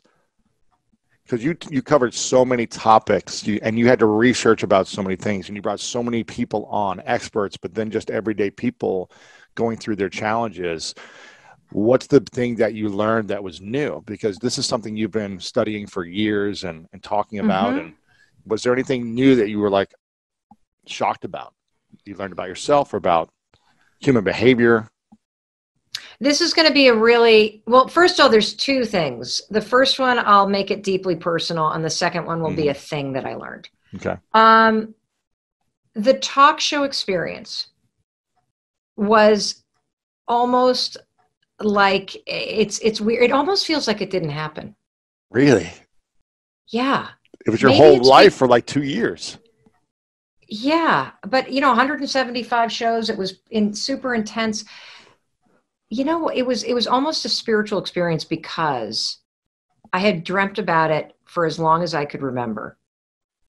And I stepped onto that talk show set with such a level of mastery. And the reason why I had a level of mastery is because I could look backwards at my life and see that I had been heading to that moment for my entire life. That the ability to create trust and take a complicated amount of information and get down to the human connection immediately, that began back in 1994 when I was a legal aid attorney doing criminal defense work in New York City. My ability to understand what victims of domestic violence go through goes all the way back to 1986 through 1988 when I was a crisis intervention counselor volunteering on a domestic violence hotline. Wow. My ability to read a teleprompter had to do with being at CNN. My ability to work 18-hour days was a function of the reality TV show world. My ability to relate to somebody who had lost everything was a function of what Chris and I had gone through. My ability, just everything all of a sudden was like, and it's why I can say with such urgency that you have to have faith that this is happening for a reason, that this is leading somewhere. And if you only just stay awake and you pay attention to what your body's trying to tell you in those moments when you have a signal come up. How do you think we heal trauma if we don't have the resources to go to therapy or do workshops or whatever it may be? Even if we do have resources, we don't have the courage to put ourselves out there. How do we start to heal trauma within our body? Excellent question. So we did a whole project for Audible Original called Take Control. That was all about, the thesis was this: any area of your life that you're stuck, I am willing to bet everything I have that you have a trauma pattern from your past that you've never healed. Mm-hmm. You got a boss that is abusive, guarantee you this has to do with a trauma pattern from your past. You can't succeed in the areas you want. You can't lose the weight. There's some pattern from your past. So the first thing is recognizing that you actually experienced trauma. And I am a huge proponent, as so many people are, of widening the definition, because I think up until about 5 years ago, most of us thought that trauma just meant, okay, you were in active duty, or you were in a huge accident or incident that was highly traumatic, or you survived some sort of physical, sexual, whatever abuse. Trauma is just about any kind of experience that you witness or you absorb that has your nervous system light up on edge and start warning you. So if you've ever had, like, you could have a critical parent and you just brace for them. You could have a parent that drinks like crazy and you brace at 5 o'clock because you know they're coming home. You could have been abandoned by a parent, or have a parent that was mentally ill, or have a parent that was so on your ass because they wanted you to be a pro football player. And so you were constantly on edge. It's when your nervous system fires up to a state of alert that now gets programmed into your body as a response. There's a reason why so many couples at 5 o'clock at night start bickering. And it has to do with the fact that at 5 o'clock is typically when a lot of parents 20 years ago were coming home from work. And that's when the arguing would start. And so what happens when you witness that or you feel it is, as a kid, you're now in a state where you're on edge. Wow. I see you rocking in your chair. Wow, that's crazy. Well, I mean, I just remember, it's funny. There's a lot of good things that usually happen to our childhood, but we just seem to remember a lot of the bad stuff. And it's because it's, why, right? Because it's trauma, just like in your nervous system, I guess. And also your mind is wired in a way to prioritize the negative as a means to keep your ass safe, to protect from not experiencing it. Correct. Which is why you got to work on your positive mindset, because your mind defaults to negative. So you got to build up the programming to positive. Exactly. This isn't just woo-woo. This is actually science. People. I know. So I remember, the memories of the past. I always have to remind myself of all the positive stuff that, my parents did all the time and what they were going through and giving them grace and all these different things. But I remember, when my dad would get home, you didn't know what type of day it was going to be for him. It was like either a thunder coming through the wooden floors with his wooden shoes and like being angry and upset, or it was like the loving father that would take me out and play catch in the backyard. So I have to constantly remind myself of like the positive, which I'm certain it was 90% of the time it was good, but those 10% of the time, creates that clinching mode, like you said. Well, let me explain what happens. So there's a really interesting concept called ghosts in the nursery.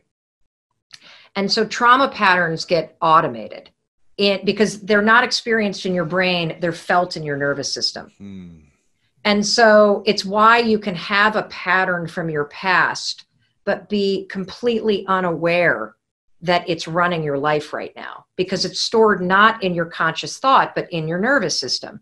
And you feel it in your body before it even gets into your head. And so there's this concept called ghosts in the nursery, which basically means there's all kinds of that goes on when you're little that you may or may not remember in your mind, but your body remembers it. So for example, if you had parents that were just stressed out and they come home and they've been busy and you're sitting there playing on the floor and there's toys everywhere, and mom or dad's reaction to a mess is to scream. that creates this kind of thing in your nervous system. Now, you may not remember that episode that happened on May 17th, 1972, but your nervous system remembers what it's like. So fast forward, you're now 51 years old, and you walk in the house and there's a mess everywhere. And even though you have said, I'm not going to bulldoze and yell at anybody, my body recognizes the situation.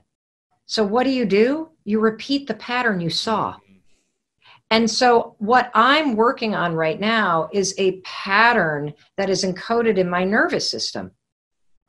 I was trying to create a video 2 days ago for Share the Mic now. Trying to create a video, and I'm like doing take after take because I want to get it right. And my daughter comes waltzing into the room and was like, how long are you going to be doing this? And I was like, can't you see that I'm working? I literally like screamed at her. And she looked at me, Lewis, and she goes, you have a real problem. Wow. How old is your daughter? 20. And I said, I calmly said, you're right, I do. When I get interrupted, I lose control of the response, and I'm working so hard. And the way that and I'm clearly not mastering this yet, but the way that you do it is as you feel it rise up, you have to, you can use the 5-second rule, 5, 4, 3, 2, 1. You can use just take a quick breath. You can notice the pattern, and you've got to create a pause between the emotion rising up and the reaction that gets automated. And for many people, the reaction, Lewis, is to run away. It's to leave the room. It's to avoid the confrontation. It was just easy, hold on, let me let the clock go. Even though you hate being interrupted by anything, this is a great interruption. See, I did. Like I didn't do the bulldoze. I was calm because it wasn't a human being. I'm only mean to human beings. A lot of people run away. They avoid conflict. They say it's just easier. But if running away and avoiding conflict continues to create a pattern where you feel invisible and your boundaries are tromped on, that's a pattern. And, here's the other thing about patterns. Running away and being quiet might have saved you when you were little. Because if you were quiet and out of the room, you didn't get hit, you didn't get yelled at, you were out of harm's way. So when you were little, it was a genius pattern because it protected you. But the issue for adults is that, again, we walk around with the patterns that we created when we were 8 years old in different situations than we are in now. And now we are completely a robot to these patterns. I love that you had a great tweet the other day about boundaries, because as individuals, both of us who try to help people break boundaries, try to break their mindset that's holding them back, try to get them to become greater than their past, all these different things. You wrote a post that said, your boundaries are there to serve you. As you grow, so will your boundaries. What boundaries do you need to set up in order to help yourself grow? Why are boundaries important when we also have the mindset of like, you should be breaking your boundaries all the time?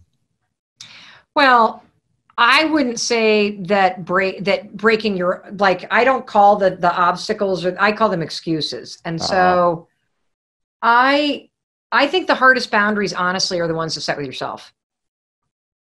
To not drink during the week, to not tolerate the bulldozing and immediately apologize and try to do better, to not waste hours on social media, like all the things that the small promises you need to make in order to create boundaries with your old patterns and your excuses. To me, the hardest boundaries to set are those with myself. What was the question again? Breaking, we encourage people to break boundaries. They feel like they're limited, but you talk about your boundaries are there to serve you. So obviously it's a different type of boundary, but so here's the thing. What boundaries do you need to help yourself to protect yourself, and which ones do you need to grow past that are holding you back? I think that the definition with boundaries that has helped me the most is understanding that boundaries are for me, they're not for you.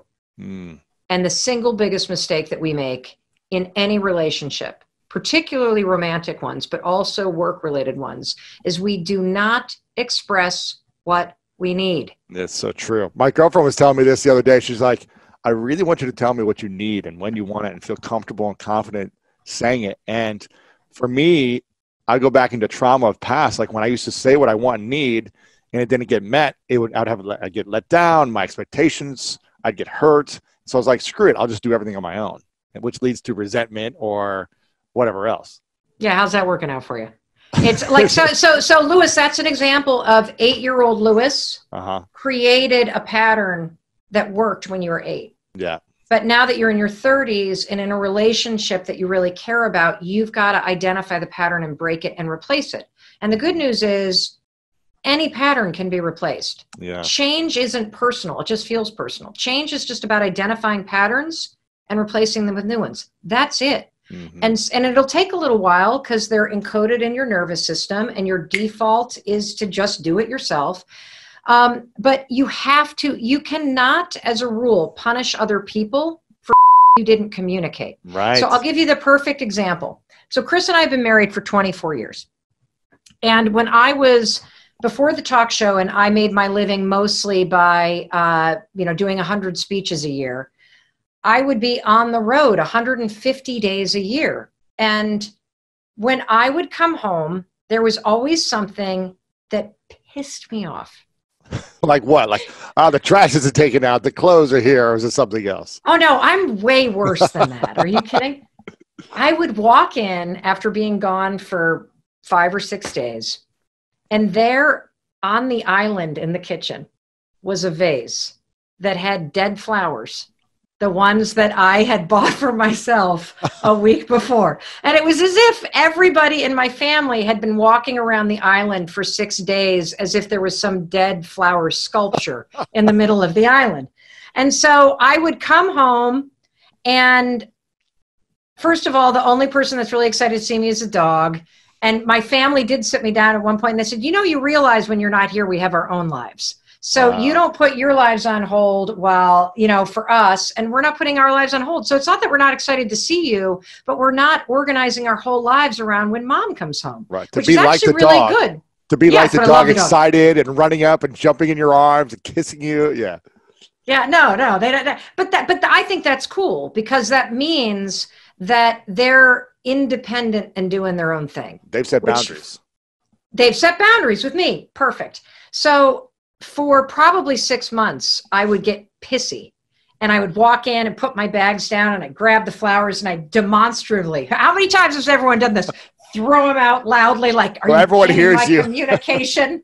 Yeah, I'm getting my communication. Just throwing these dead flowers out, communicate to you that you should buy me flowers. Like, I'm not saying that, but that's what the body language is, right? How dare you? I have been off. I've been in 4 cities, and then you become a mart. Like, ugh, I'm disgusting when I tell this story. But this is it. This is like, so. Well, I see you've got some lovely flowers behind you that look alive, so that's good to see. Oh, that's nice. So, Lupin. So, I do love flowers. So finally, I just said to Chris, you know what would make me feel amazing is if when I came home, you had just bought some flowers. Just go to just when you're at the grocery store. It doesn't. You don't have to order. Like I'm saying, buy the $5 pack of half-dead tulips. Just something, okay? And then he said, why?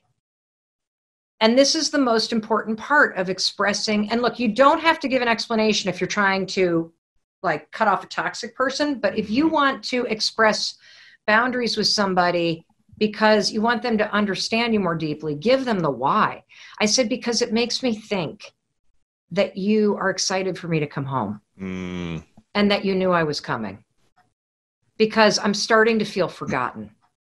So underneath the anger, Lewis. Wow. Was hurt and feeling like I didn't matter. And so I'll be darned, I walk in and there they are. And I literally feel so seen. And, the other thing to do is, and like another thing for us too, is like Chris and I learned on my talk show because Chris was on it and we did a show all about men and what men think and the secrets they keep. Oh, and wow. I learned for the first time that my husband prefers to have sex in the morning. I think a lot of men do. I didn't know that. Well, see, I didn't like it because I don't like bad breath in the morning. But my if I girlfriend know says the that same that's thing. coming, My like, girlfriend says the same thing. But I'm like, why didn't you tell me? And the reason why is because we're so funky about asking for what we need. We're so afraid of getting rejected or denied or whatever, or being vulnerable in that moment. But the greatest thing that you can do is ask for what you need. Your friends need to know what you need. Your lover needs to know what you need. Your kids need to know what you need, because then they can show up in a way where you feel seen, and then they're gonna feel incredible. Yeah, and you can't expect people to know what you need, or them to know what you need by communicating it through anger and this frustration of whatever, like you throwing away the flowers. That way of communicating also is extremely unhealthy. I'm to blame there as well, and I think that's not a healthy way of creating love within a relationship, whether it's a friend, a family member, or a loved one. But here's the thing. You want to know why? Let me let everybody off the hook. Yeah. Because here's the reason why this happens. And this is what I want everyone to know what we're up against. So, Lewis, as you and I sit here talking about the flower thing, right? And you got to communicate your boundaries. As we're having this conversation, we are present and we're using the thinking part of our brain. When I walk into the kitchen, I am not thinking. Yeah. I am in the emotional, traumatic, nervous system, robot part of my body. And that's where your feelings and your triggers take over. Yeah. And if you can start to identify the bulldozing, the anger, all that stuff, you will literally change your whole life by just changing one or two patterns. The other thing, and you asked me about the talk show. The single greatest gift of the talk show content-wise is something called the word wheel. So I don't have it right here, but if you Google word wheel or wheel of emotions, you will find that if you ask somebody, name as many emotions as you can. Most people can name 3: happy, sad, angry. There's literally like 113 of them. From disgusted to hopeless to, and if you start with a core, this thing allows you to start with a core emotion and go out. Because back to the flower example, I was expressing anger. That's not what I was feeling. I was feeling invisible and forgotten. And so the word wheel is something that we used several times a week to help people go from the thing that they are expressing to communicating what you're feeling, which is a lot like the work that you wrote about in your book around wearing masks. Getting to the root of the core emotion you're feeling but not expressing. And that gets back to the pause thing. What have I seen? That I am busy. That I am so. Have you ever wanted something so bad that you become paralyzed? Yeah. I so want to end the mental pain and suffering that people feel. I so want to help people heal their minds and to have the power to create a better future. And I get so overwhelmed by how much I want to see that happen in the world, that sometimes I become paralyzed. And what happens for me a lot of the time is I feel insignificant in my ability to move the needle on that. Yeah, because there's billions of people who are struggling. Yeah. And it's like, what do you do to make the maximum use of your time, to make the maximum impact, and to also create resources to create more impact? I get that. I yell at my husband to buy me flowers. That's what I do. I get the feeling. I've heard a lot of experts say that fear isn't real. That is such a bunch of baloney. Fear is so real. In fact, there are probably things that you're afraid of doing right now in your life, in your relationships, at work. And the fact that you're afraid, that's robbing you of all of the experiences that you want to have in your life. I mean, if you're afraid to fly, that's going to limit your ability to travel and see the world or go visit friends. If you're afraid of public speaking, that's going to really limit your ability to express yourself and share your ideas. If you're afraid of talking to your boss or asking for a raise, that directly impacts how much money you make. Or what if you are dreaming of starting a business, or you've already started a new business, but you're afraid to talk to people and you're afraid to share your business with people? I mean, fear is something that stops us all. And that's why I'm here to talk to you, because it doesn't have to. Fear is real, but I am going to share a secret weapon that I have used for years to beat every single fear that used to stop me. Now, first, before we get into this secret weapon, I just want to cover a few facts about fear, what it is, what it isn't, and some things that you may not know about fear. So first thing, fear is a physical state in your body that is exactly the same as excitement. Let me say that again. Fear and excitement are the exact same physical state. Your heart races. You might sweat a little bit. You might feel tightening in your chest. You might feel a pit in your stomach. You have a surge of cortisol. It's basically the way that your body goes into a hyper-aware state because it's readying for action. Now, what's the difference between fear and excitement? Really simple. The only difference between fear and excitement is what your brain is doing as your body is all agitated. If you're excited, your brain's going, oh, wow, this is going to be so cool to ride this roller coaster. If you're afraid, your brain's going, no way, there's no way I'm doing that. This is dangerous. Get out of there. Don't do that. It's saying something different. So what's critical about understanding this is that we're going to use the fact that your mind is either working for you for excitement or against you with fear to your advantage. And I'll tell you about it in just a minute, how you're going to do that. Second thing I want you to understand is that you may have heard the advice, feel the fear and do it anyway. You may have heard the advice, oh, just try to calm down. Think positive thoughts. It doesn't work, does it? And there's a reason why it doesn't work. So let's go back to fact number one. When you're afraid, your body's in a state of arousal and agitation, and your heart is racing, and you're all like amped up, and you're hyper aware of what's going on, and you're freaking out a little bit. What is it like when you're calm? You just kind of chill, right? You got like this low arousal state. Very, very difficult to go from a state of agitation and being all jacked up and excited and weirded out and to a kind of state. It doesn't work. It's like trying to stop a train by throwing a boulder on the tracks. It's going to make the train jump off the tracks. It's going to cause a disaster. In fact, they've proven in research that when you try to ignore your fears, it actually makes them worse. And they've also proven in research that positive thinking alone also can make your fears worse. So, what do you do? What do you do when you're about to go talk to your boss and you feel afraid? What do you do when you have to get on a plane and you're actually terrified of flying? What do you do if you got to give a presentation and you are afraid of public speaking? Here's what you're going to do.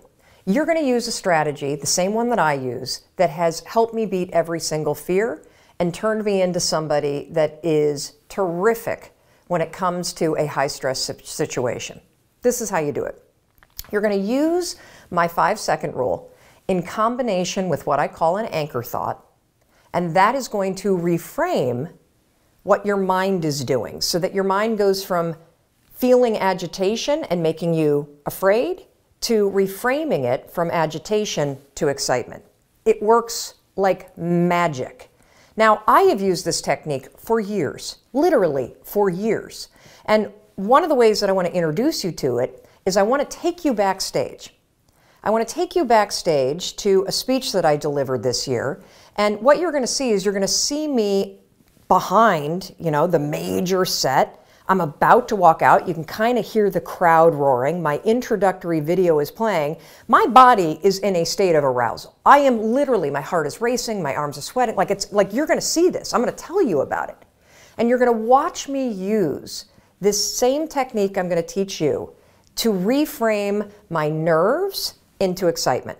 Check this out. All right, I'm about to go on stage. There are 7,000 people out there, and it's so exciting because what they don't know is they're about to learn the 5-second rule, and their lives will never be the same again. Now, I gotta tell you, my heart is racing. My armpits are sweating. I have the exact same physiological feeling as when I'm afraid, but I'm not afraid.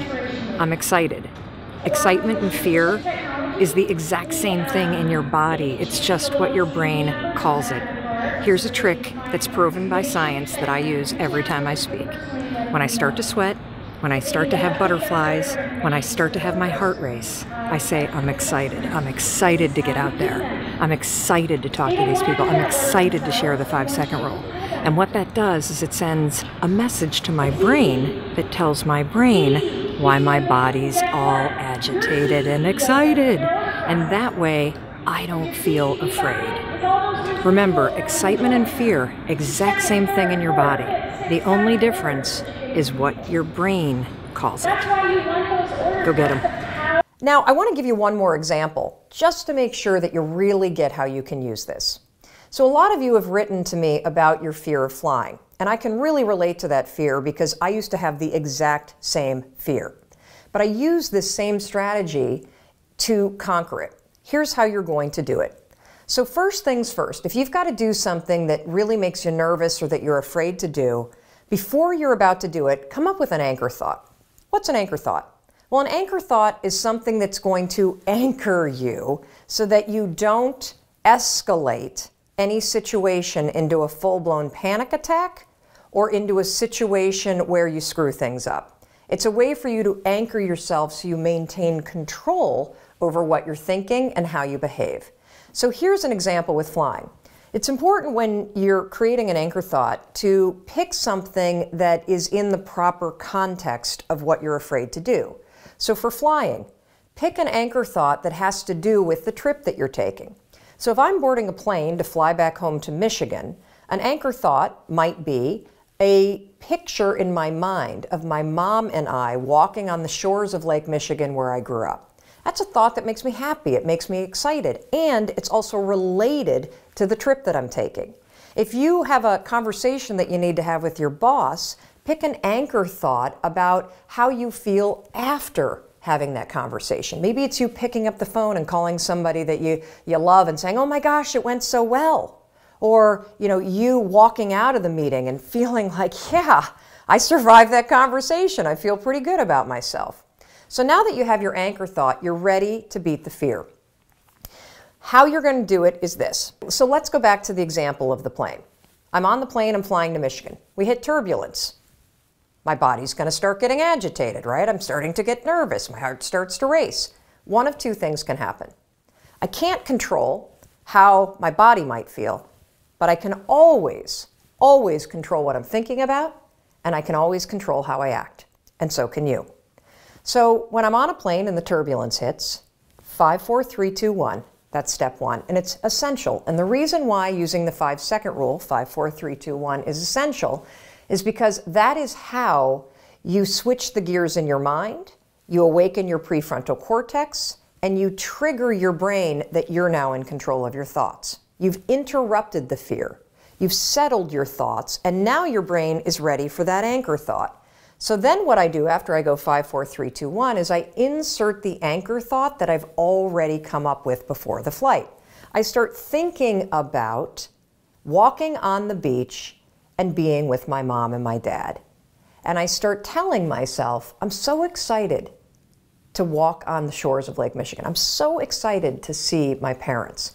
Now something remarkable is going to happen in your brain. Because you've interrupted the fear, and because you've used the 5-second rule to assert control and awaken your prefrontal cortex, and because you have an image that contextually makes sense to your brain because you're flying to Michigan, you know what your brain does? Your brain goes, huh, Mel's excited to go to Michigan because my body is in a state, remember the first fact? Fear and excitement, exact same thing. What's the difference between fear and excitement? What your brain is saying. Using the 5-second rule and an anchor thought, you can actually switch the gears in your mind and reframe the thoughts of fear into thoughts of excitement. And because you have a vision that makes sense based on what you're doing, your brain buys it. You just tricked your brain. Now, Dana used this technique. She says she's never been so calm when she's been flying. And Sarah used it too. Now, Sarah wrote to us, she was petrified of flying, but utilizing the 5-second rule in 5, 4, 3, 2, 1 with an anchor thought. Check out this photo of her on a helicopter tour in Hawaii. Not only was the tour amazing, but here's what's really amazing. If fear stops you, this will change your life. And for those of you that are afraid of public speaking, check out this photo of Carol. She also had a fear of public speaking. And by using this technique that I've just explained to you, 5-second rule, anchor thought, reframe your thoughts from fear to excitement, something incredible happened. She was able to beat her fear and give a speech to her nursing colleagues. And that was something that was a life goal and also something she checked off her bucket list. Fear is real. You can't control the feelings that are going to rise up in your body when you're on a plane or when you're talking to your boss or when you see somebody that's attractive and you really want to go over and talk to that person. But you can always control what you think, and you can always make a decision about the actions you're going to take. So the next time you feel afraid, 5, 4, 3, 2, 1, go to that anchor thought, tell yourself you're excited, and that, my friend, is the power of how you beat fear in 5 seconds flat. No one's coming to push you. No one's coming to tell you to turn the TV off.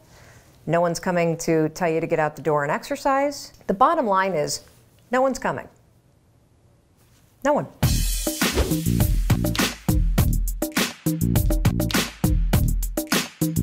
You may or may not have seen the TED Talk that I gave a few years ago. One of the things that surprised me the most about that talk is that we hear from people around the world that write about one segment in particular. And let me play that segment for you because it sets up the conversation for today.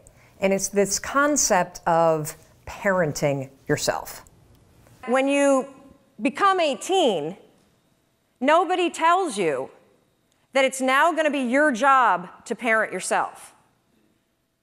And by parent yourself, I mean it's your job to make yourself do the crap you don't want to do so you can be everything that you're supposed to be.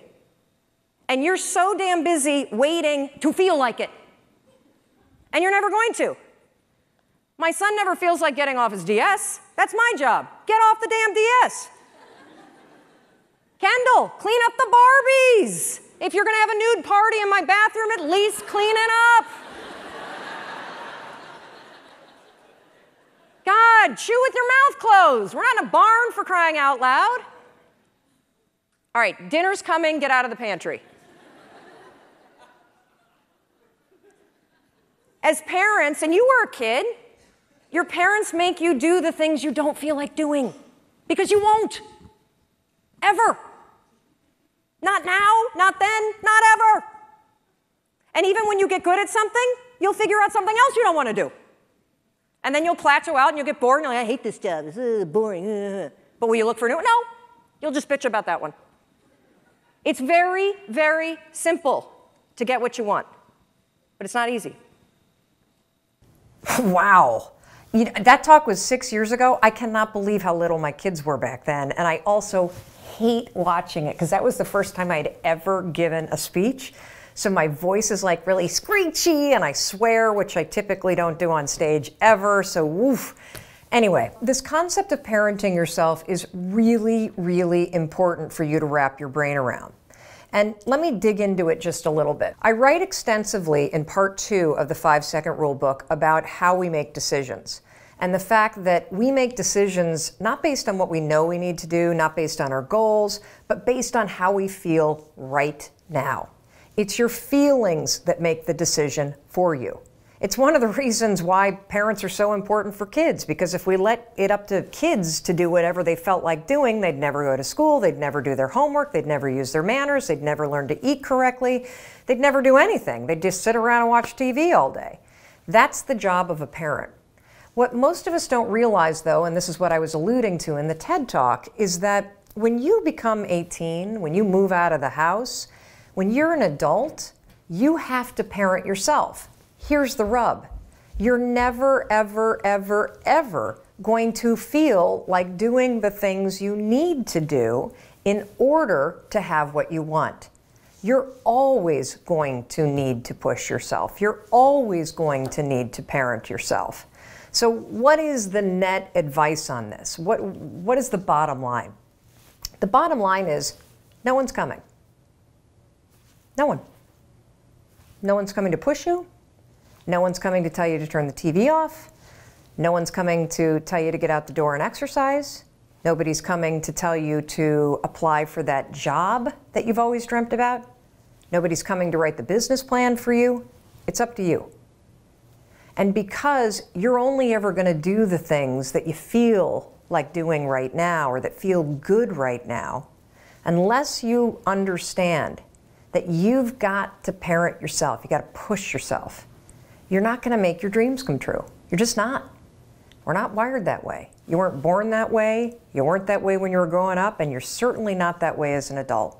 And there's a tremendous amount of liberation that comes when you accept the fact that you're always going to need to give yourself a push. In this video, I'm going to explain to you the science behind why the 5-second rule works.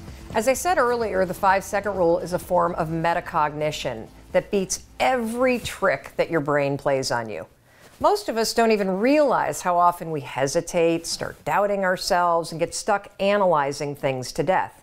I keep talking about how you can change your life in 5 seconds, and that's because in 5 seconds flat, worry can hijack your mind, fear can take over, and the smallest moves that you really want to make can seem terrifying. The opposite is also true. In 5 seconds flat, you can take control back. Do you know how often you hesitate and stop yourself? All day long. There's actually a neurological reason why change is so hard.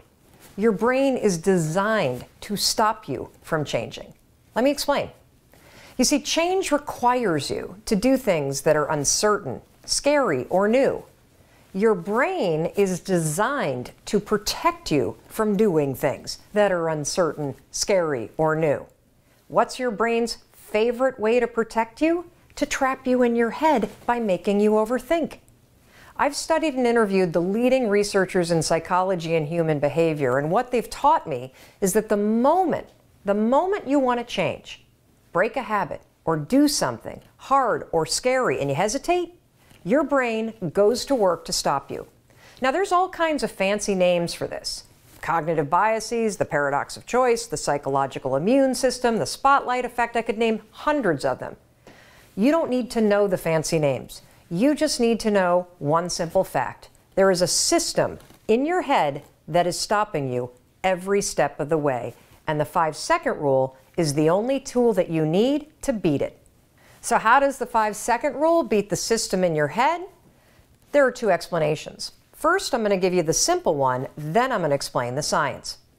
At its most basic level, the 5-second rule is a tool that helps you take action. It gets you out of your head, and that's the secret. You've got to stop thinking and start living before the system in your head has a chance to stop you. Now let's talk about the science. The 5-second rule leverages proven principles in modern psychology, and there are literally hundreds of examples that I could point to, but in this video we're just going to focus on 5 of them. First, let's talk about 2 concepts, one called locus of control, the second called a bias toward action.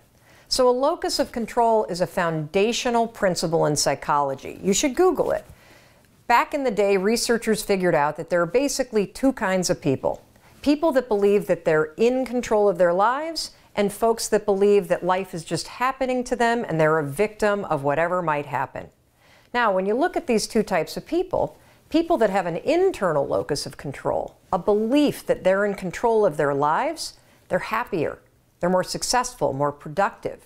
So the question becomes, how do you create an internal locus of control in yourself? The answer is simple. It's called a bias toward action. So a bias toward action is a psychological principle that means you're the kind of person that has a bias toward taking action instead of a bias toward thinking. How do you create a bias toward action? You guessed it. The 5-second rule. The 5-second rule is a tool that will teach you how to take action. And over time, as you use it, you not only learn how to take action, you become the kind of person that operates with a bias toward taking action. And when you take action over and over and over on your instincts, on your desires, on your commitments, guess what you get? You build an internal locus of control. You become the kind of person that believes that you're in control of your life because you're proving it to yourself, one 5-second decision at a time. Let's move on to topic 2, behavioral flexibility. So just a few years ago, scientists thought that our brains stopped growing at the age of about 25. What we now know is that your brain never stops growing. We have the ability to learn new things throughout an entire lifetime. We call this behavioral flexibility. One of the things that's exciting about the 5-second rule and that we see from people all over the world is that when they utilize the rule over and over and over again, they not only create immediate change in the moment with a 5-second decision, but that over time, as they repeat the new behavior, whether it's speaking up in meetings more or it is pushing yourself to exercise over and over, that you actually create new habits and become an entirely different person. This is what your brain is designed to do in terms of its neural pathways and the way that new neural pathways can develop. Every time you use the 5-second rule and 5, 4, 3, 2, 1, activate your prefrontal cortex and shift your behavior, you are not only creating immediate behavior change, over the long run, thanks to behavioral flexibility, you're creating lasting behavior change. The third principle is do good, be good. Now, this is a principle that I first learned about from legendary psychological researcher and University of Virginia professor Timothy Wilson. Basically, it means that you can't think your way to being happier or better. You actually got to do something. Now, this do good, be good philosophy dates all the way back to Aristotle, and it's based on the belief and now the proven technique that in order to change, you can't think your way to being more positive. You've got to do things, you got to act, and then your mind will follow. What is the 5-second rule? It's a tool that will help you stop thinking and start doing. Do good, be good, and then your mind will follow. The fourth principle, and that's the golden rule of habits. Now, I could spend 2 or 3 hours just talking about habit research, and whether you read Charles Duhigg's best-selling book or Gretchen Rubin's book on habits, or you watch a number of TED Talks, all researchers believe that habits come down to one golden rule, and that's this. You can never change the things that trigger you. You can't control your urges or how you might feel, but you can always choose how you behave. If you want to break a habit, once you have a habit, it's always going to be encoded in your brain. The only way that you can break it is to replace it with new behavior. There's also something in the research around habits called a starting ritual. A starting ritual is a repeated behavior that you adopt in order to trigger a new habit. The 5-second rule is so incredibly powerful when it comes to breaking old habits and adopting new ones because, number one, the 5-second rule and counting backwards, 5, 4, 3, 2, 1, is a starting ritual. It will interrupt the old behavior pattern and it will trigger a new one.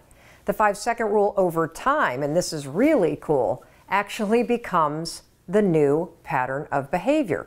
Instead of stopping yourself with self-doubt or blowing things off or overeating, you have a new pattern of behavior.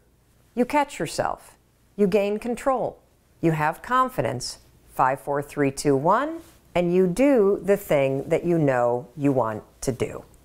And finally, the principle called activation energy. Now, activation energy is something that was first introduced into the field of human behavior and psychology several decades ago by a rock star professor at the University of Chicago that studied a state of flow. His name was Mihai Csikszentmihalyi, and he was one of the first really to study human behavior, human performance, and he coined this term activation energy. He actually borrowed it from chemistry. And it's a term that describes this phenomenon. In order to start any kind of chemical reaction, it takes a tremendous amount of energy to create that initial spark. A lot more energy to start it than to keep it going. There's a direct correlation to you and me. Have you ever noticed how hard it is to just get started? How hard it is to get to the gym? How hard it is to get out of bed? How hard it is to put down the bottle when you go to pour a second drink and you know you shouldn't? That feeling, how hard it is to get started, this is what Mihai's talking about. You need activation energy to start the chain, to start to sit down, to start to get out of bed, to start to walk out the door. That's the key to creating any kind of change. This activation energy inside of you that causes the initial boom. And then what do we hear over time? Once you start, there's a chain reaction, and that allows you to keep going. So what's this have to do with the 5-second rule? Freaking everything.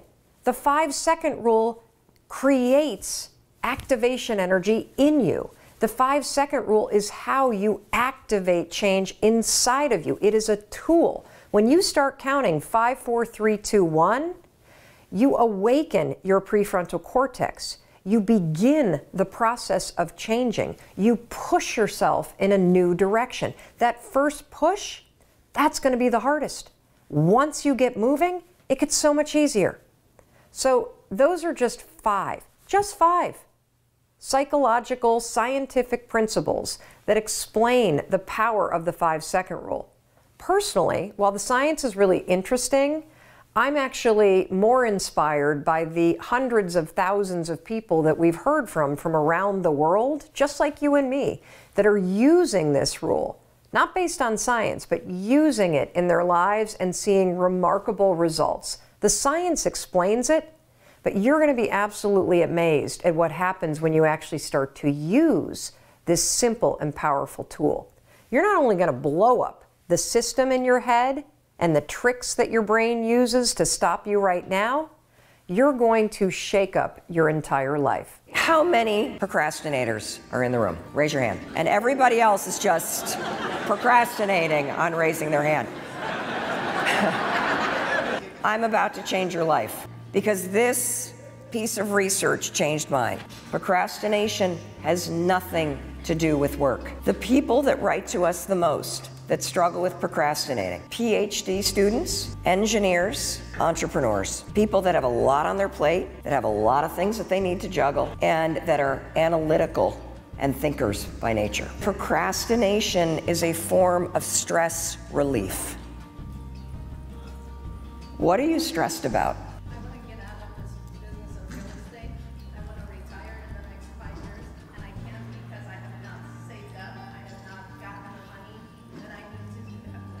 Bingo, and it makes you upset, doesn't it? Yeah. How many of you can relate to that? She said that what's stressing her out is she wants to retire. She hasn't saved up enough money. What's really stressing you out is finances and money and the fear that you have. What happens when you struggle with procrastinating, and thank you for being so honest, there's that stresses you out. Maybe you feel the same way. I mean, we felt that way. I know exactly what you're talking about. You carry around this dark cloud because you don't think you're going to make it, and you're stressed about money all the time. Or maybe your mom's health is declining, and that really stresses you out.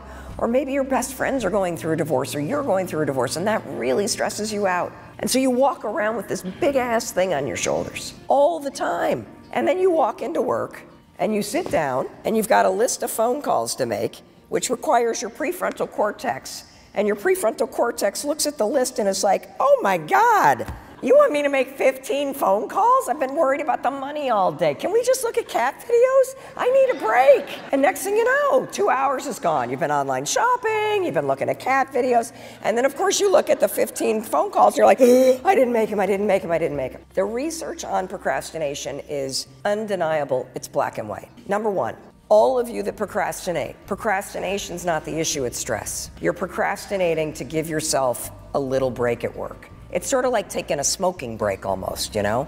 You're just taking a break. So number one, because you're all stressed out and procrastinators are very hard on yourselves, this is gonna sound super stupid, but you gotta forgive yourself. You have got to actually have a talk with yourself where you feel yourself starting to procrastinate. You go, look, I know I really screwed up. I know I'm in a mess financially. I forgive myself. I'm just going to do the best that I can. So you have to address the thing that's underneath it. So that self-awareness of knowing, oh my God, here's that stress again about finances screwing me over and preventing me from doing the small things that will actually fix my finances. Second thing that you're going to do, procrastination's a habit, right? You get triggered by stress. The habit is to procrastinate. So when you get triggered by stress, your new habit is, oh, there's my stress again. I'm going to actually tell myself, okay, you've done the best you can. It's okay, we're going to do a little bit today. You're going to create what we call starting ritual. A starting ritual is something that pushes you to start. The best one on the planet, the 5-second rule. So you've said, okay, there's my stress again. I forgive myself. Now we're going to 5, 4, 3, 2, 1. I want you to only work for 5 minutes. That's it, 5 minutes. Make phone calls for 5 minutes. Here's what we know based on the research. 80% of you will keep going. The trick is starting. You see, I want to break the connection between the trigger, which is stress, and the response, which is procrastination. And whenever you feel stress, which is normal, you have a choice. Here's that gap. In 5 seconds flat, the habit of procrastinating and beating yourself up will take over. Or you can close the gap, 5, 4, 3, 2, 1, and you can make a different choice. I'm just going to get started. I'm just going to be okay with where I'm at, and I'm just going to get started. Got it? Good. Hey, I'm Mel Robbins, the creator of the 5-second rule. What is the 5-second rule? It's a form of metacognition that gives you immediate control over your thoughts and actions. Using the rule is so simple. The moment you feel your instincts fire up, just start counting backwards to yourself to switch the gears in your mind. 5, 4, 3, 2, 1. Then give yourself a push forward. 5, 4, 3, yes. 2, 1. Counting backwards requires focus. And when you focus, your prefrontal cortex awakens. And by the way, that's the part of the brain that helps you learn new positive behavior patterns. I first mentioned the rule in a TED Talk. Since then, more than 8 million people have discovered the rule through that talk and its powerful countdown trick to take control of their lives, become more confident, happy, and even make their dreams come true. I created this series of videos to help you better understand the 5-second rule, the science behind it, how it works, and the specific ways you can use it to improve any area of your life.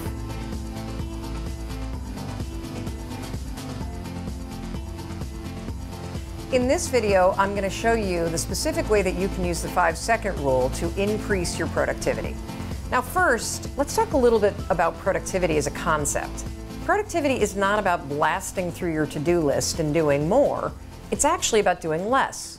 Productivity is the ability to make progress on the things that matter to you. It sounds simple, right? I mean, just move the ball down the field on the important stuff. But it's not easy. Why?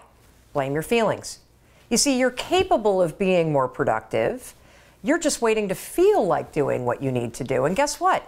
You're never going to crack the whip on yourself when you have a million other things that you need to do and you got people that are making demands on you.